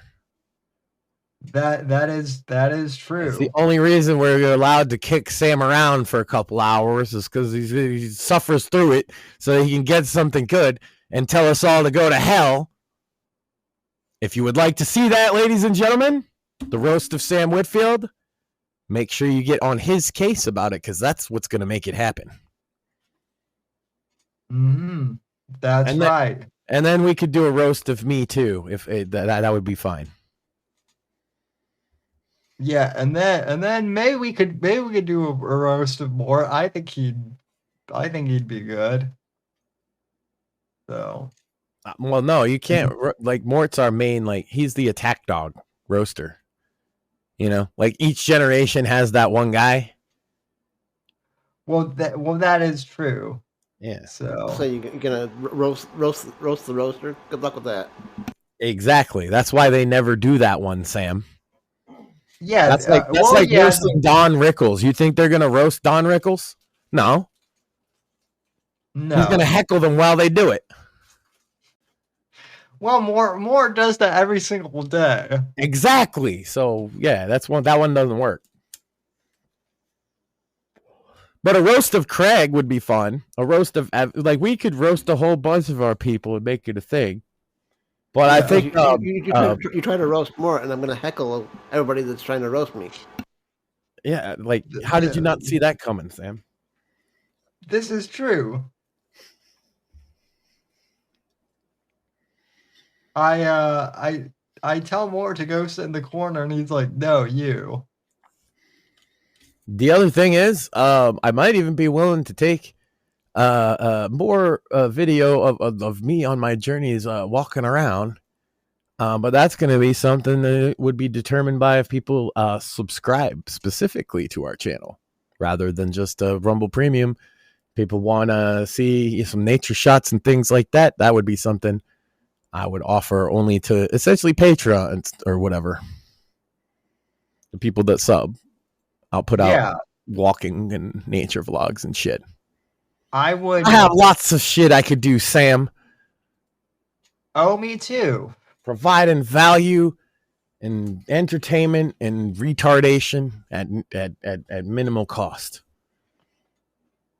And me, I could do like writing insights and, podcast behind the scenes stuff without being like super, MLM grifty type.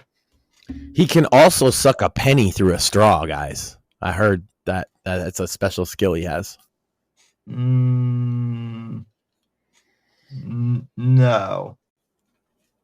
Now he's just being modest. Well, I can't give all my trade secrets away, Max. Yes. So. And to quote the Jerky Boys, he's also known very well for pulling large pieces of furniture out of his ass.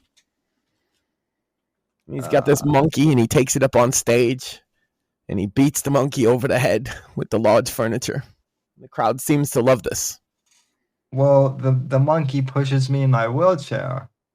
So. But then why is he in your ass? Well,